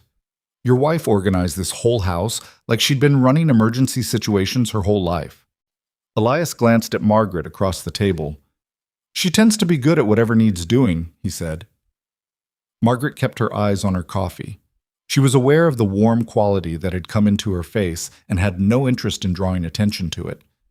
The logistics of getting 12 people sorted and the road opened and the supplies replenished from Davidson's took most of the day. Elias and the Ostrander husband, whose frostbitten hand had improved overnight to the point of function, worked the road to Red Hollow with shovels, while Margaret managed the house. The Carter family left mid-morning in their own wagon, the father's arm stabilized, with clear directions to the doctor in Red Hollow, and a packet of food that Margaret sent with them over the father's mild objection. "You've already done too much," he said. "Winter's not over," Margaret said. "Eat what I've packed before you get to town. Don't try to ration it. You need it now, not later." He took the packet. His wife, a small dark-haired woman who had spent the night after her fear passed watching Margaret work with the expression of someone memorizing something, stopped at the porch before climbing up to the wagon seat and took Margaret's hand. She didn't say anything. She just held it for a moment. Then she climbed up. Margaret stood on the porch and watched them go, and thought that sometimes the things that didn't get said were the most accurate ones. The Ostrander family stayed through lunch, waiting for the road to be confirmed passable before taking their own wagon. Young Clara spent the morning following Emily around with the particular attachment children form quickly after a shared experience, and Emily, who had spent 2 years being carefully self-contained, bore it with better grace than Margaret expected, actually showing the younger girl her journal and explaining the inventory system in the root cellar with the authority of someone who has genuine knowledge to pass on. Margaret watched this from the kitchen window while she worked and felt the same quiet settling she'd felt the night before when Emily said "we are." It was becoming familiar, this feeling. She was beginning to trust it. Elias came back from Davidson's in the early afternoon with the supplies and with Robert Davidson himself, who came to see about the situation firsthand and who shook Margaret's hand with the grip of a man twice her size and said he'd heard she'd managed things well. She asked him about his hay operation, since she'd been curious about it since Elias mentioned the surplus in the fall, and Davidson, who was not accustomed to women asking about hay operations, answered at first with the careful brevity of someone talking down to his subject, and then, when her follow-up questions revealed she knew what she was asking about, shifted into the direct equal conversation of a man who respects practical knowledge regardless of its source. "You know farming," he said. "I knew a farm," she said, "a long time ago, but the principles don't change. Elias said you caught the shortage before it was a problem. He caught it himself, he just hadn't acted on it." Davidson looked at her with a small recalibration happening visibly behind his eyes. "Well," he said, "he's a better man since September, you can see it." She didn't know what to do with that, so she offered him coffee and he took it, and they talked about the spring planting prospects and the road conditions and the likelihood of another storm before February ended. And when he left, he said he hoped to see her at the Valley Gathering in April, which was apparently a tradition she hadn't heard about, a potluck and trading day held at the Davidson barn every spring. "She'll be there," Elias said from where he was recoiling rope near the barn door. Davidson raised his eyebrows slightly at Elias, answering for her. Elias looked at Margaret. "You'll be there," he said. A question this time. "Yes," she said. "I'll bring the spiced cake." After the Ostranders left and the house was their own three again, the specific quiet of an emptied space settled in. Not unpleasant, but present, the way a room feels after it's been full and then isn't. Emily swept the front room without being asked, which Margaret noted and didn't comment on. Elias checked the barn again. Margaret changed the bedding in Emily's room and restored the front room furniture to its arrangements and took stock of what the 2 days had cost them in stores. The number was significant, but not catastrophic. They would need to replenish more than the Davidson run had covered, which would mean another trip to Red Hollow in the next few days. She wrote the list and put it on the kitchen table where Elias would see it, and then she sat down and did something she rarely permitted herself in daylight hours. She put her forehead in her hands and stayed there for a moment, not crying, not even close, just allowing herself to feel the weight of the past 48 hours in her body, the accumulated tiredness that she'd been managing around like furniture she knew the position of in the dark. She heard Emily in the doorway. She didn't lift her head immediately. "Are you all right?" Emily asked. The question was careful, not alarmed, just checking. "I'm tired," Margaret said. She lifted her head. "I'm entitled to be tired." Emily came and sat across from her at the table. She had her journal. She'd been writing in it, Margaret could tell. There was ink on her right index finger. "I wrote down what happened," Emily said. "The storm. The people who came. What you did." "Why?" "Because it seemed like something that should be written down," Emily said, "so it doesn't get forgotten." Margaret looked at her. This child who had decided to be the keeper of records, who had absorbed the idea that documentation mattered without anyone using that word, who had lost her parents at 8 and her certainty about whether people stayed and had been carefully, incrementally revising that second loss over the past 4 months. "What did you write about me?" Margaret asked. Emily looked at her journal. "I wrote that you didn't sleep and that you gave the Carter children your portion at breakfast and that you knew what to do about frostbite and that you weren't scared." She paused. "Were you scared?" "Yes," Margaret said. "When Elias went out the first time, I was scared." Emily absorbed this. "You didn't act it." "Scared people can still act," Margaret said. "Fear is information. You don't have to let it make your decisions." Emily wrote something in her journal. Margaret watched her write it without trying to read it. "My mother was scared of things," Emily said, not looking up from her writing. "I remember that. She was scared of the dark, and she was scared of heights, and she was scared of—" She stopped, started again. "She was scared of something happening to me. She said it once, when I had a fever, and she thought I was asleep." Margaret didn't say anything. "I think about her differently now than I did before," Emily said. "When you came." She still wasn't looking up. "Before I tried not to think about her because it hurt too much. Now I can think about her and it still hurts, but it's like keeping company with her. Does that make sense?" "Yes," Margaret said. "It makes complete sense." Emily finally looked up. "You didn't know her?" "No." "But you know things she knew. The potato trick. How to fix frostbite. How to make a house feel right." Emily looked at her journal. "It's like the things she knew didn't die with her. They just traveled through different people." Margaret sat with that. Outside, the afternoon light was working its way across the snow in long, horizontal lines, the kind of winter light that is very beautiful precisely because it's so brief. "That's a generous way to think about it," she said finally. "Is it wrong?" "No," Margaret said. "I think it's right." Emily closed her journal. She looked at Margaret with the direct look, the one she used when she was going to say something she'd been working up to. "I told the Ostrander girl that you were good at emergencies," she said. "I told her we were." "I heard you," Margaret said. "Was that all right?" "Yes," Margaret said. "That was all right." Emily nodded once, the way she nodded when something had been confirmed that she'd already largely decided. She got up from the table and took her journal and went toward the front room and then stopped in the doorway. "Margaret," she said without turning around. "Yes. I'm glad you answered the advertisement."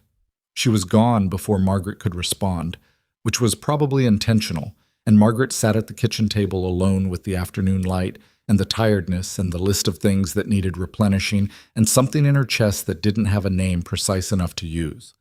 She made the list longer. She added the things that could wait until after she'd slept. Then she went to take the first real nap she'd allowed herself since arriving in Colorado. February moved through with the slow authority of a month that knows it doesn't have to hurry. There were 2 more storms, neither as serious as the January blizzard, and the rhythms of the ranch held. Margaret had learned, by now, the particular music of this place in winter, the sounds the house made in different winds, the behavior of the cattle that signaled weather coming, the way the quality of light on the eastern ridge predicted the day's temperature with reasonable accuracy. She was not Elias's level of knowing, which was 20 years of this specific valley, but she was no longer reading the country from scratch. The news from Red Hollow about the blizzard survivors arrived in pieces through February, carried by whoever made the trip to town and back. The Carter family had gotten through safely. The father's arm was healing. The Ostranders had made it to their destination. A letter arriving in the 3rd week of February confirming this, addressed to both Elias and Margaret Granger, which young Clara Ostrander had apparently insisted on, having decided that Margaret was specifically owed acknowledgement. Ruth Hadley came out in the third week with fabric she said she had extra of, and that Margaret suspected she had purchased specifically as a pretext, and sat in the kitchen for 2 hours drinking coffee and telling Margaret the current state of Red Hollow opinion on the blizzard and its management. The consensus, Ruth reported, was that what had happened at the Granger Ranch during the storm was something people were going to talk about for a while. People are saying Elias is a hero, Ruth said. Elias did the outdoor work, Margaret said, which was the hard part. They're also saying, Ruth paused with the slight hesitation of someone about to say something they're not sure will be well received. They're saying that his wife is the one who held it together inside. That the way you managed all those people, nobody going hungry, nobody panicking. I made biscuits and counted the salt pork, Margaret said. It wasn't heroic. That's what Elias said you'd say, Ruth said. Margaret looked at her. Elias said that. He came into Owen's store last week. He was getting supplies. Owen asked him how you'd managed, and he said, Ruth straightened slightly, giving the impression of reciting something carefully. He said, She'd tell you she just made biscuits, but what she did was keep 9 frightened people calm and fed and safe for 2 days in a blizzard, and she did it like it was the most natural thing in the world. And the most remarkable people always make the remarkable things look ordinary. The kitchen was very quiet. He said that, Margaret said. In Owen's store, Ruth said, with approximately 6 people listening. She smiled into her coffee.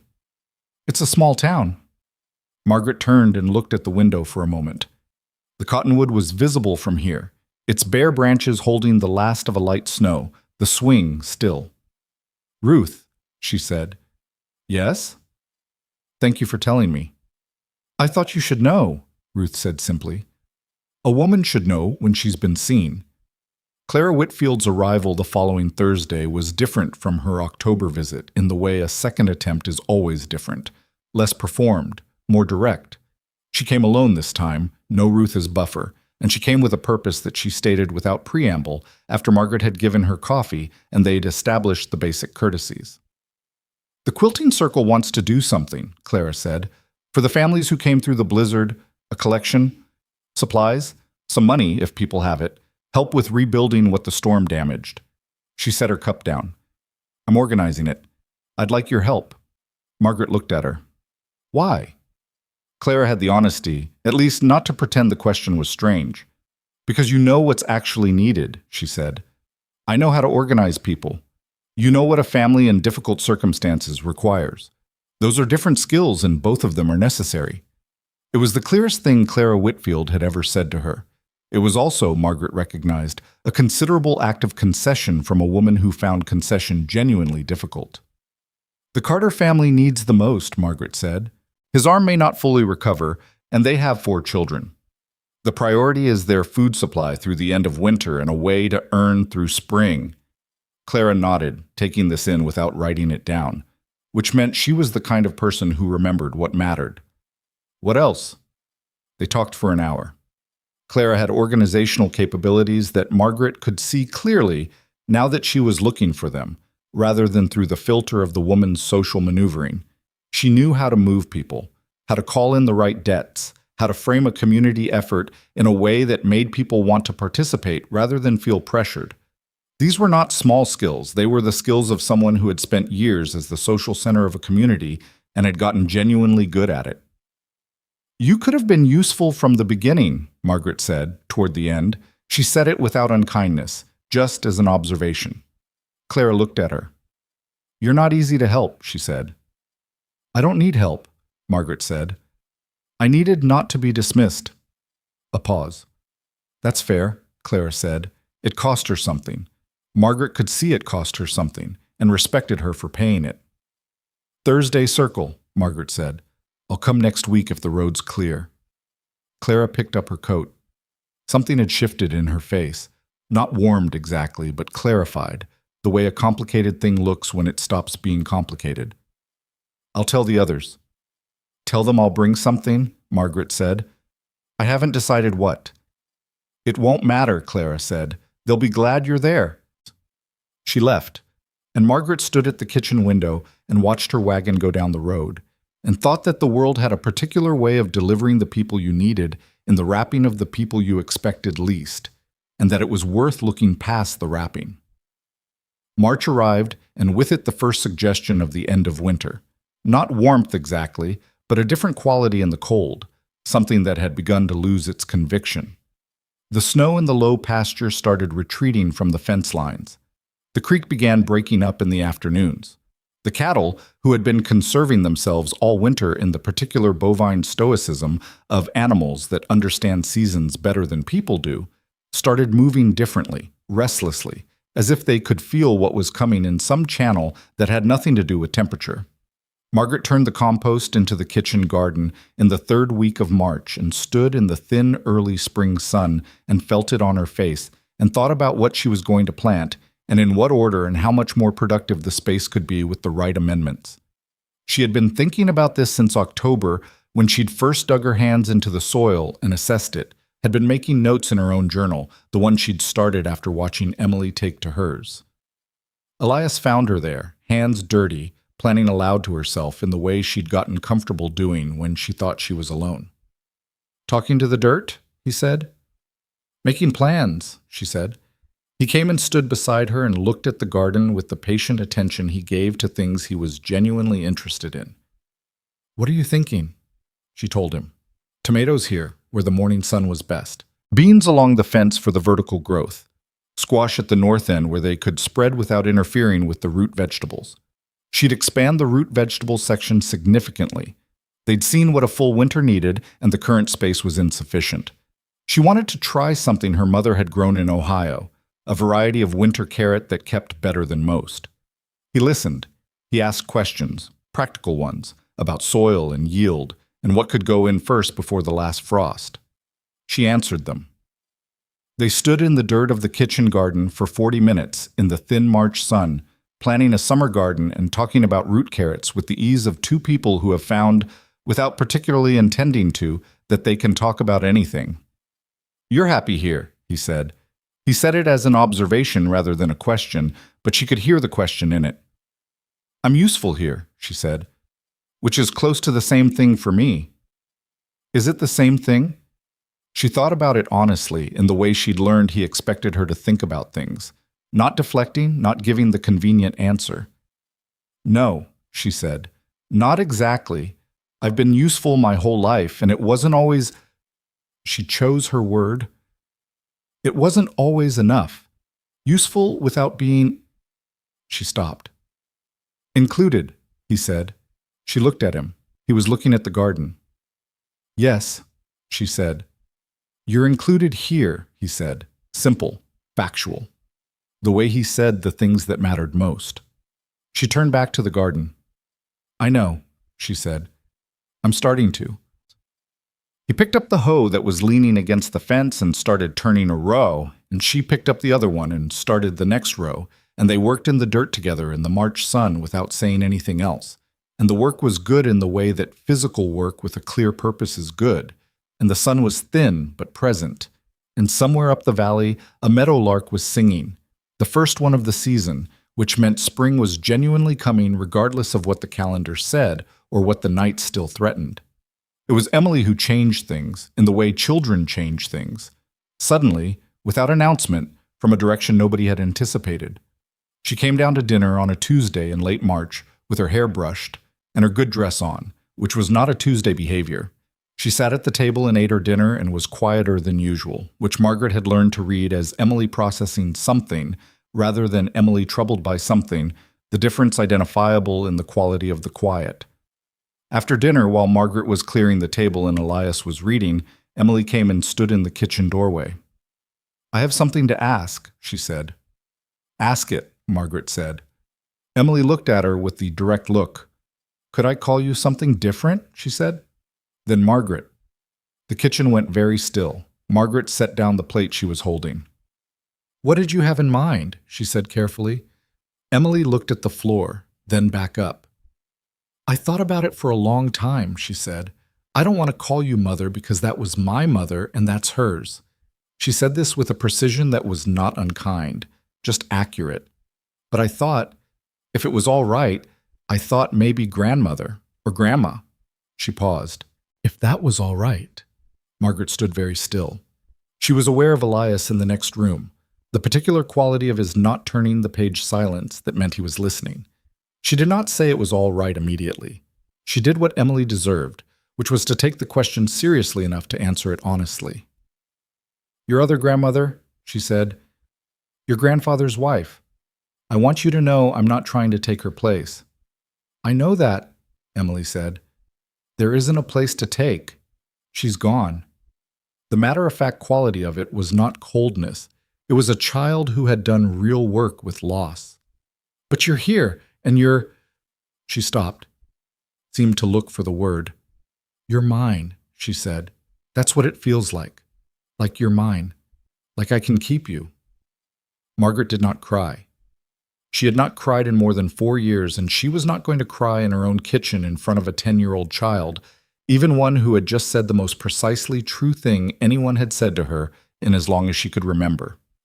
She crossed the kitchen and she put her arms around Emily, who was not a child who requested physical comfort and who sometimes tolerated it impatiently, and Emily put her face against Margaret's shoulder and held on with her arms and did not say anything more.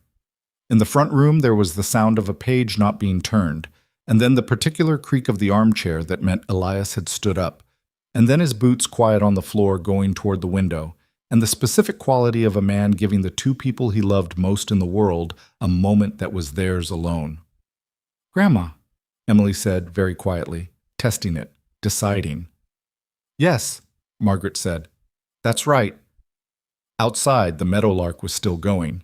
The light on the mountains was the long gold of a March late afternoon, clear and without the ice of winter in it, and the cottonwood in the yard had the first suggestion of buds at the tips of its branches, and the swing beneath it moved very slightly in a warm wind coming down from the southern pass, the first warm wind of the year, the one that arrives to tell you the season has turned, even when the nights still threaten cold. Margaret held the child and felt the warmth of her and thought, there it is. The thing she hadn't known she was traveling toward. The thing she hadn't let herself name, because naming it before she had it would have made the having or not having of it too much to bear. She had it. She held it carefully, the way you hold something you know is real and still can barely believe in, and the warm wind came through the valley, and the meadowlark sang, and spring was genuinely, irrevocably coming to Red Hollow at last. Spring came to Red Hollow the way it always came to high mountain valleys, arguing with itself, one warm week followed by a cold snap that killed the early shoots, then warm again, then a final insult of late snow in the first week of April that melted in 3 days and left the pasture so green it almost hurt to look at. Margaret lost 6 of her seedlings to that last frost and replanted without ceremony, because that was what you did. You lost some things and you replanted. The Davidson gathering happened on the 3rd Saturday of April, which turned out to be one of those days the Rockies occasionally produce as if to make up for everything they'd put people through all winter. Clear and warm and still, the sky that particular shade of blue that has no name precise enough for it. The mountains so sharp against it they looked like they'd been cut there that morning. Margaret brought the spiced cake. She'd made 2 of them because one didn't feel like enough for a valley gathering, and she'd made a 3rd batch of biscuits at Emily's specific request, Emily having decided somewhere over the winter that Margaret's biscuits were the correct social currency for any situation requiring one. She had not known, until she stood at the edge of the Davidson barn watching people arrive with their wagons and their food and their children running loose in the pasture after a winter spent inside, how much she had missed being part of a community. Not visiting one, not being useful to one from the outside, but genuinely part of one. Belonging to the specific geography of a group of people who knew each other's histories and had survived the same winters and would be there next year when the next thing happened. She had not had that since Ohio, since before her parents got old and the world got small. Ruth Hadley found her within the first 10 minutes and pulled her into a cluster of women that included 3 she hadn't met yet, and 2 she had, and the conversation that followed was the kind of conversation that happens at gatherings in small communities. News and weather and children and the price of things and who was having trouble and who was doing well. And Margaret listened and contributed and found herself doing the thing she was good at, the things she'd been doing her whole life without fully valuing. She was paying attention. She was remembering names. She was tracking the real information underneath the surface information. The way a woman at a community gathering who is actually listening can hear the 2 or 3 things that need attending to beneath the 20 things people are saying. The Carter family was there. The father's arm had healed better than the doctor had expected, though not completely. He had limited mobility in the left wrist that would be permanent. And the mother, whose name Margaret learned was Helen, came to find her specifically, not with the formality of gratitude owed, but with the directness of a woman who knew the difference between a kindness received in crisis and a real human being on the other side of it. "My daughter asks about you," Helen Carter said. "She asks if the woman who fixed her forehead is going to be at things like this." "She's here?" Margaret looked around. "She's somewhere terrorizing the other children," Helen said. "She'll find you." She did. About an hour later, a 6-year-old with a thin pink scar at her hairline that was already fading to something she'd barely noticed in a year, who appeared at Margaret's knee and looked up at her with the complete confidence of a child who has been told something is true and believes it. "You fixed me," she said. "You didn't need much fixing," Margaret said. "You were pretty solid." The girl considered this assessment. "Mama says I was very brave." "Were you scared?" "Yes," the girl said with the honesty of the very young. "But I didn't cry." "Being scared and not crying aren't the same thing as being brave," Margaret said. "Being scared and doing what needs doing, that's brave. You can cry the whole time." The girl looked at her with wide eyes, working this through. "Can you cry and still be brave?" "Some of the bravest things I've done," Margaret said, "I cried through every second of." The girl went away apparently satisfied, and Margaret watched her go and thought about her own young self. The farm girl from Ohio who had cried when they sold the farm and moved to Cincinnati and had believed for years that the crying meant she was weak, until she understood that the crying was simply the honest response to losing something real, and weakness was something else entirely. Elias found her in the afternoon, when the food had been laid out and eaten and the men had gathered in the way men gather at these things. Not unfriendly, just pulled toward their own conversations about land and cattle and the political situation in the territory and what the railroad would do to property values. He appeared at her side with a plate that had too much food on it, which was what happened to him at gatherings because 3 separate women had given him things without him knowing how to decline. "You look like you're enjoying yourself," he said. "I am," she said. "I didn't expect to." "What did you expect?" "I expected it to be pleasant," she said. "Pleasant and slightly outside of things, like watching a fire from a distance."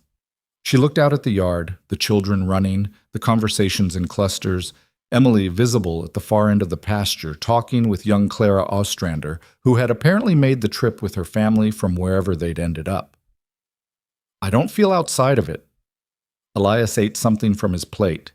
He was quiet in the comfortable way he was quiet now, which was different from the careful silence of September. "No," he said, "you're not." Clara Whitfield appeared at some point in the mid-afternoon with the Quilting Circle women, and the interaction that followed was the truest evidence of how far things had come. Clara introduced Margaret to 2 women she didn't know as one of ours, which was precisely the phrase she would have used to describe someone fully incorporated into the social fabric of the valley, and she said it without the precision of someone making a point, just as simple fact, the way you state the obvious. Margaret did not let her expression do anything particular, but she filed it. On the way home, with Emily asleep in the wagon bed, within 20 minutes of setting out, her head on a folded blanket and her journal clutched against her chest. Even in sleep, Elias and Margaret rode in the late afternoon light with the mountains turning gold on their upper faces and the valley soft below them, and she told him about the Carter girl's question and what she'd answered. He listened. He said, "She'll remember that." "She's 6, Margaret said. "She'll forget it." "Maybe," he said, "but it'll be in her somewhere. The way things people tell you when you're young get into you, and you don't always know where they came from, but they're there." He paused.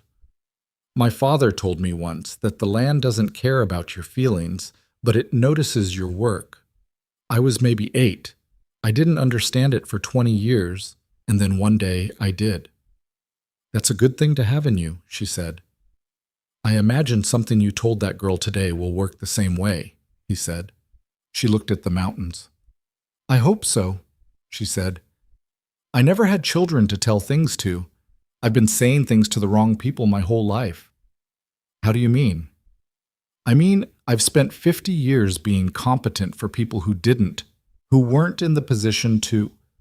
She sorted through the words and found the right one. Who weren't in the position to grow from it. My parents were wonderful people and I loved them, but caring for them at the end didn't go anywhere. The competence had nowhere to go. He was quiet for a moment. And now?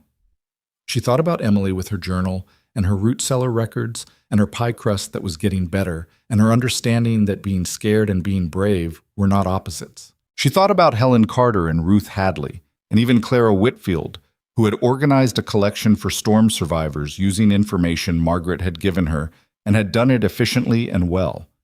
She thought about the Carter girl's scar fading at her hairline. Now it goes somewhere, she said. He nodded. He looked at the road. After a moment, I'm going to ask you something, he said, and I want you to answer it honestly, even if the honest answer is difficult. She looked at him. All right. Are you happy? He said. Not useful, not needed, happy. The question was different in his voice than it had been when he'd asked something like it in March. In March it had been tentative, half-formed. This was direct, asked by a man who had decided he was willing to hear whatever the answer was. She thought about it honestly, the way she'd learned he required. She thought about the first night in the kitchen when she'd found the flour and started biscuits before anyone was awake. She thought about the barn in the blizzard, her hands in thick gloves on cold rope, unable to see. She thought about Emily's face when she'd said grandma for the first time, testing it, deciding it was true. She thought about this morning, this gathering, the feeling of standing inside something rather than beside it. Yes, she said, I'm not always comfortable. I'm not always certain. I burned something in that kitchen last week that I haven't told you about because I'm not ready to admit it.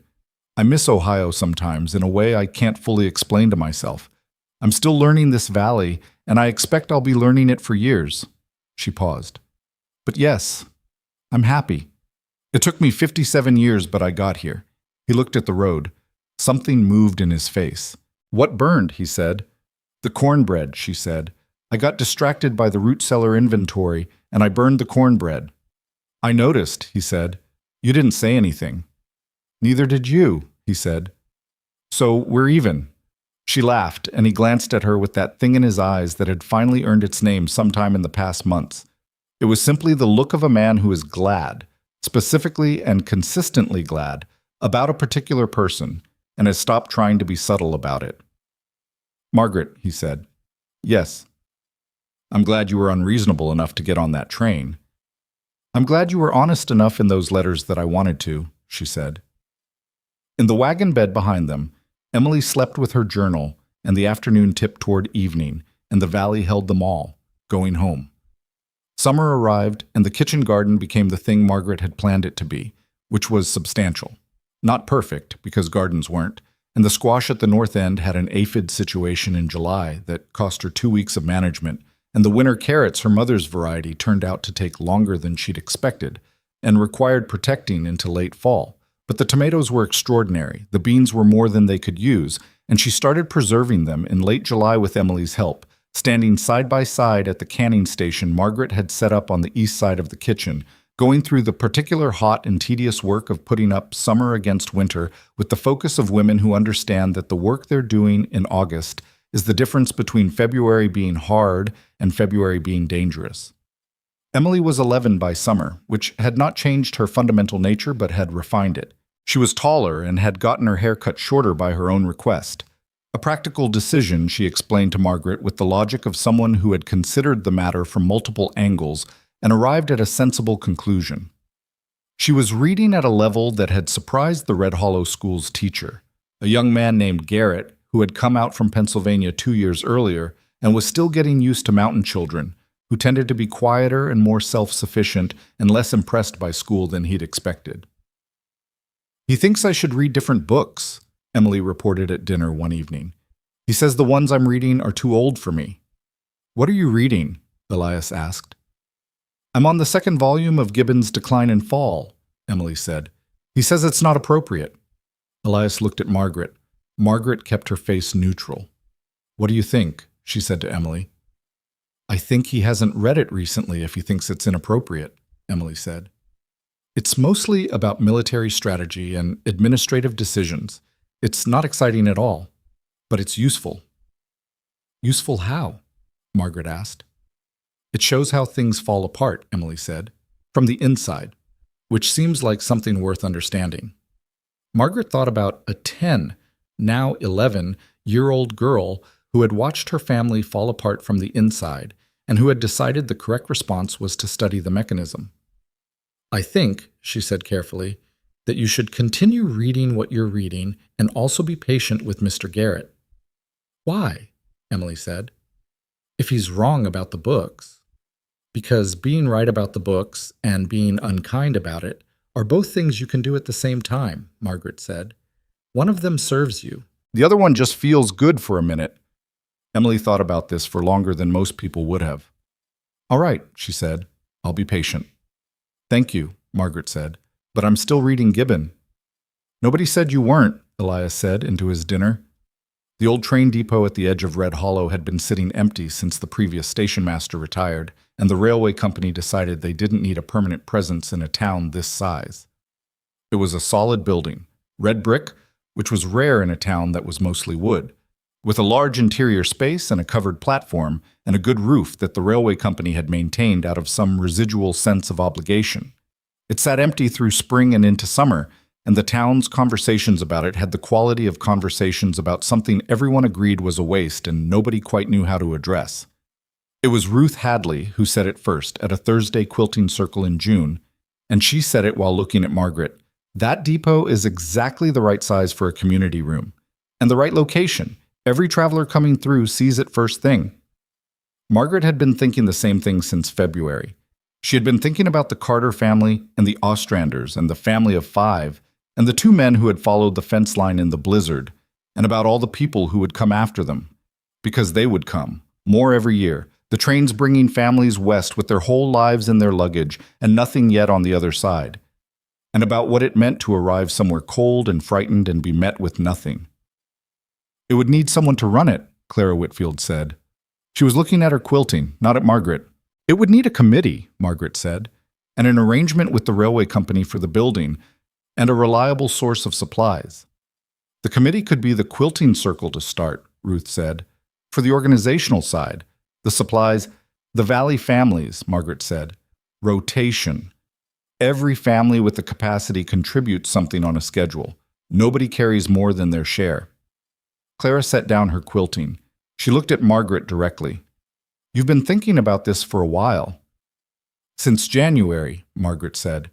"Since I spent 2 days feeding frightened people out of a larder that wasn't designed for it." The silence in the room was the silence of women who can see that something is going to happen and are deciding how much of it they want to be part of. "I'll speak to the railway company," Clara said. "My husband has a relationship with the regional manager. It may take some negotiating." "Tell them it's good for their business," Margaret said. "People who arrive somewhere and are met with kindness come back. People who arrive somewhere and find nothing tell other people to take a different route." Clara looked at her with that recalibrating expression she'd had since October. "You should have been in business," she said. "I've always been in business," Margaret said, "just not the kind anyone called that." The railway company took 3 months to agree and another 2 to formally hand over the building's use. But by September of that first year, the old Red Hollow depot had a new wood stove, refurbished benches, a supply pantry stocked by a rotating schedule of Valley families, a sign in 3 languages that Margaret had insisted on, because the people coming through were not all English-speaking, and a sign that excluded them was worse than no sign, and a roster of volunteers who committed to keeping it staffed when the trains were due. Margaret was not the official director of it. She had made sure Clara Whitfield held that title, both because Clara had the social standing to make the railway company and the town council take it seriously, and because it was the right use of Clara's actual abilities, which were real even when Margaret found them applied in the wrong direction.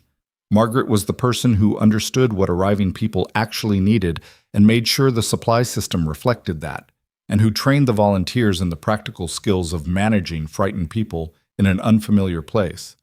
The first family they received properly, after the stove was in and the supplies were stocked and there was a person there to meet the train, was a couple from Missouri, both of them in their 60s, the wife with a limp that spoke of an old injury badly healed, both of them looking at the platform with the expression Margaret recognized from a year ago from the inside. "We are here. We don't know what here is yet. We are hoping we haven't made a terrible mistake." The volunteer that day was Ruth Hadley, who had turned out to be better at this than anyone expected. She had the specific gift of making people feel immediately that the place they'd arrived was one that knew they were coming and was glad they had. Margaret watched from the road. She had driven in that morning for supplies and had not planned to stay, but she had stayed standing in the road with her wagon while Ruth brought the couple inside and got the stove going higher and found the coffee. The real coffee, not the chicory substitute, because this first meeting mattered, and Margaret had specified real coffee for arriving families regardless of what it cost. She watched through the depot window, Ruth talking, the couple's shoulders slowly dropping from where they'd been held, the wife wrapping both hands around her cup. The particular moment when two frightened people understand they are safe. She had stood on that platform 14 months ago with one bag and the advertisement folded in her coat pocket and nobody coming to meet her in the 30 seconds that had nearly been a verdict. She thought about those 30 seconds now. She thought about what it would have meant to walk off that train into something like what was behind that window. A warm room and a person who knew what arriving felt like and had made sure there was coffee. She thought about her mother's kitchen and the barn in the blizzard, and Emily's voice saying "Grandma," and the Carter girl's fading scar, and the cornbread she'd burned and hadn't admitted, and the garden that had taken the aphids and survived them and produced tomatoes beyond anything she'd imagined when she was planning it in January with cold hands and a provisional sort of hope. She thought, "I have spent my whole life being useful to people who needed me for a season and then were done needing me. And I thought that was what usefulness was. I thought being needed in a season and then being finished was the whole of it." She had been wrong about that. Wrong in the specific way that people are wrong when they've learned a true thing in conditions that limited its truth, and then carried that limited truth for so long it started to feel like the whole thing. What she hadn't known, standing on the Cincinnati platform with her one bag and her reasonable plan and her carefully managed expectations, was that there was a difference between being useful and being woven in. She had been useful her whole life. Useful was something you could pack up and take away when the need was done. Woven in was different. Woven in meant that if you pulled the thread, the whole fabric changed. She was woven in here. She had not looked for it. She had not believed, if she was honest, that it was still available to her at 57. This particular thing, this belonging that wasn't contingent on what she could do, but on who she was inside the specific geography of people who had come to know her and claimed her. She had thought that was the kind of thing you either had by 30 or you'd missed entirely, and she had quietly made her peace with having missed it, and then she had gotten on a train to Colorado because she still had enough stubbornness in her to try one more thing, and the thing she'd gotten was not at all what she'd expected. She had expected a practical arrangement. She had gotten a home. She had expected honest work. She had gotten a child who pressed her face into her shoulder and said "mine" and meant it. She had expected companionship, perhaps, in its most basic form. She had gotten a man who ran to meet her train even when he was late, and who learned over a year of sitting at the same table and working the same land and surviving the same winter to say the things he meant in the particular way he had of saying them. Not the way other people said things, but the way that was his, which was direct and quiet and reliable in the way of a fixed point. She had not expected to become the person who organized the valley's response to itself. She had not expected to become someone Ruth Hadley consulted and Clara Whitfield deferred to and the arriving families were pointed toward. She had not expected Red Hollow to become the place that people in the valley described when they described where the community's center was. Not the church, not the mercantile, not the town hall, but the Granger Ranch. And now the old depot with its warm stove and its three-language sign and its rotating roster of women who knew that the most important thing you could do for a frightened person was make sure they understood, in the first 10 minutes, that they had arrived somewhere that was prepared for them. This had not happened because Margaret Ashcombe was exceptional. She needed to be clear about that, in her own accounting of it. She was a woman who had learned, through 57 years of doing things that needed doing without anyone making a particular point of it, how to assess a situation and respond to what was actually there rather than what she wished were there. That was not exceptional. That was just paying attention over a long period of time and being willing to act on what you saw. What was exceptional was the place she'd found to put it. What was exceptional was a valley that had the capacity, when the blizzard came and the crisis was real, to show itself at its best, and a child who had decided to keep records of it, and a man who had told a room full of people that the remarkable things look ordinary when the right person is doing them.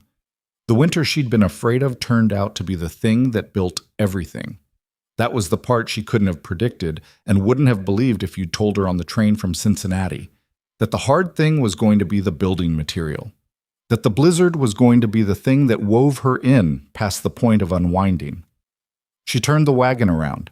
She had supplies to get and a garden to put to bed for winter and a root cellar to recount, and an 11-year-old who would want to tell her about Gibbon's latest administrative failures at dinner, and a man who would listen to both of them with the dry attention he gave to things he found genuinely interesting, which turned out to include quite a lot.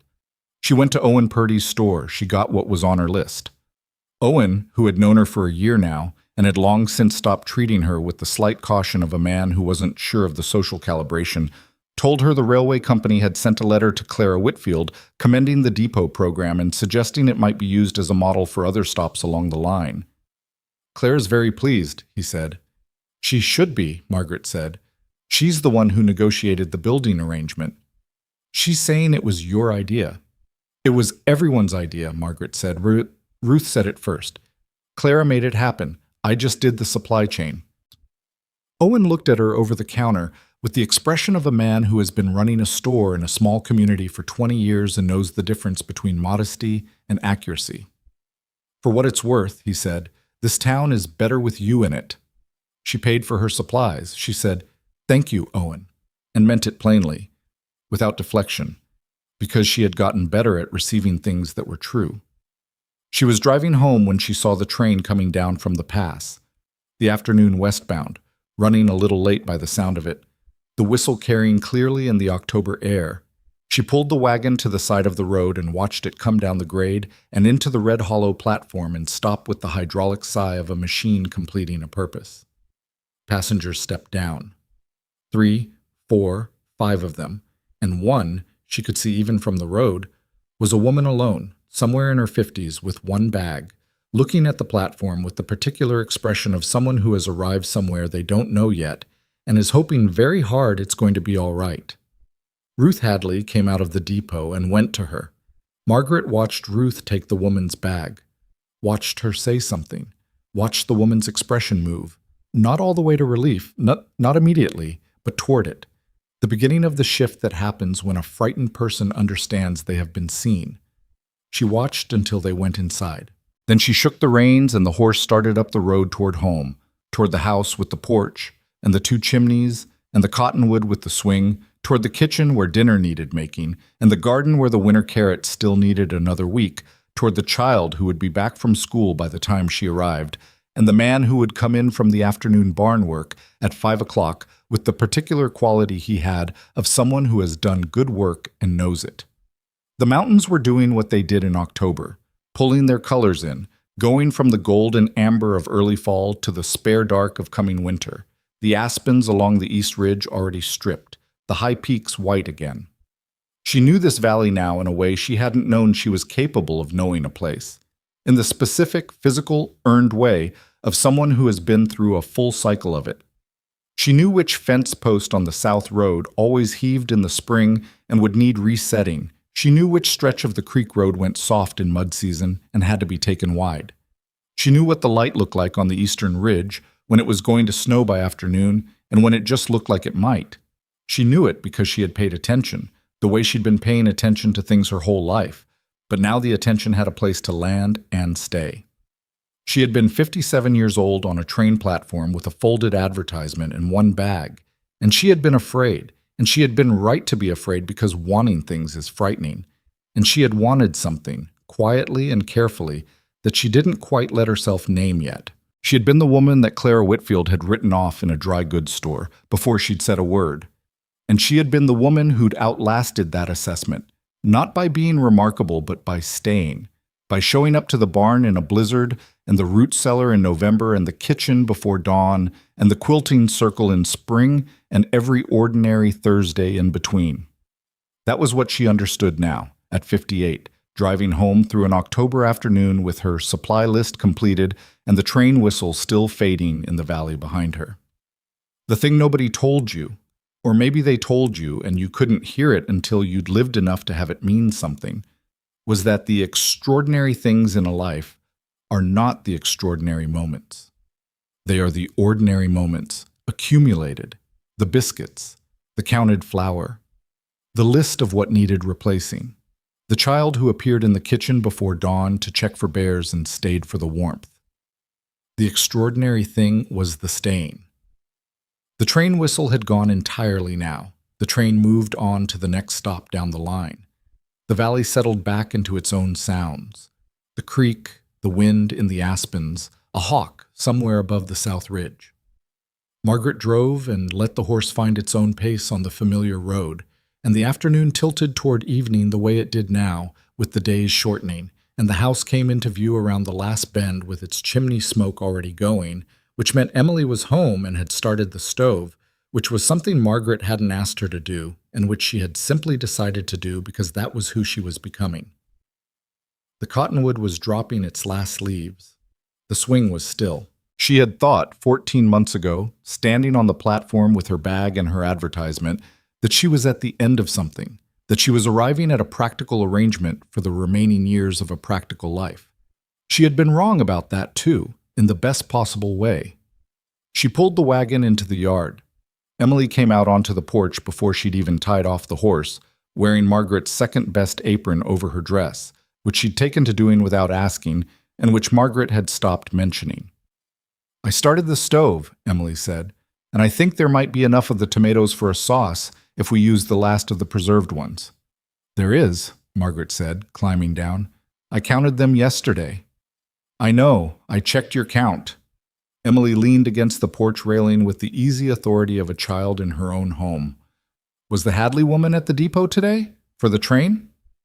"Ruth, yes." "Good. She's better at it than Mr. Calloway." Emily considered. "She doesn't look at people like they're a problem to be solved." "No," Margaret said, handing up the supply parcels, which Emily took and sorted by weight without thinking about it. "She looks at them like they're people who just got off a train." "That's all they are," Emily said. "Yes," Margaret said. "That's all they are." She went up the porch steps and through the door and into the kitchen that smelled of wood smoke and the last of the summer's tomatoes and the particular warmth of a house that has been lived in hard and loved well, and she put her coat on its hook and rolled up her sleeves and started dinner.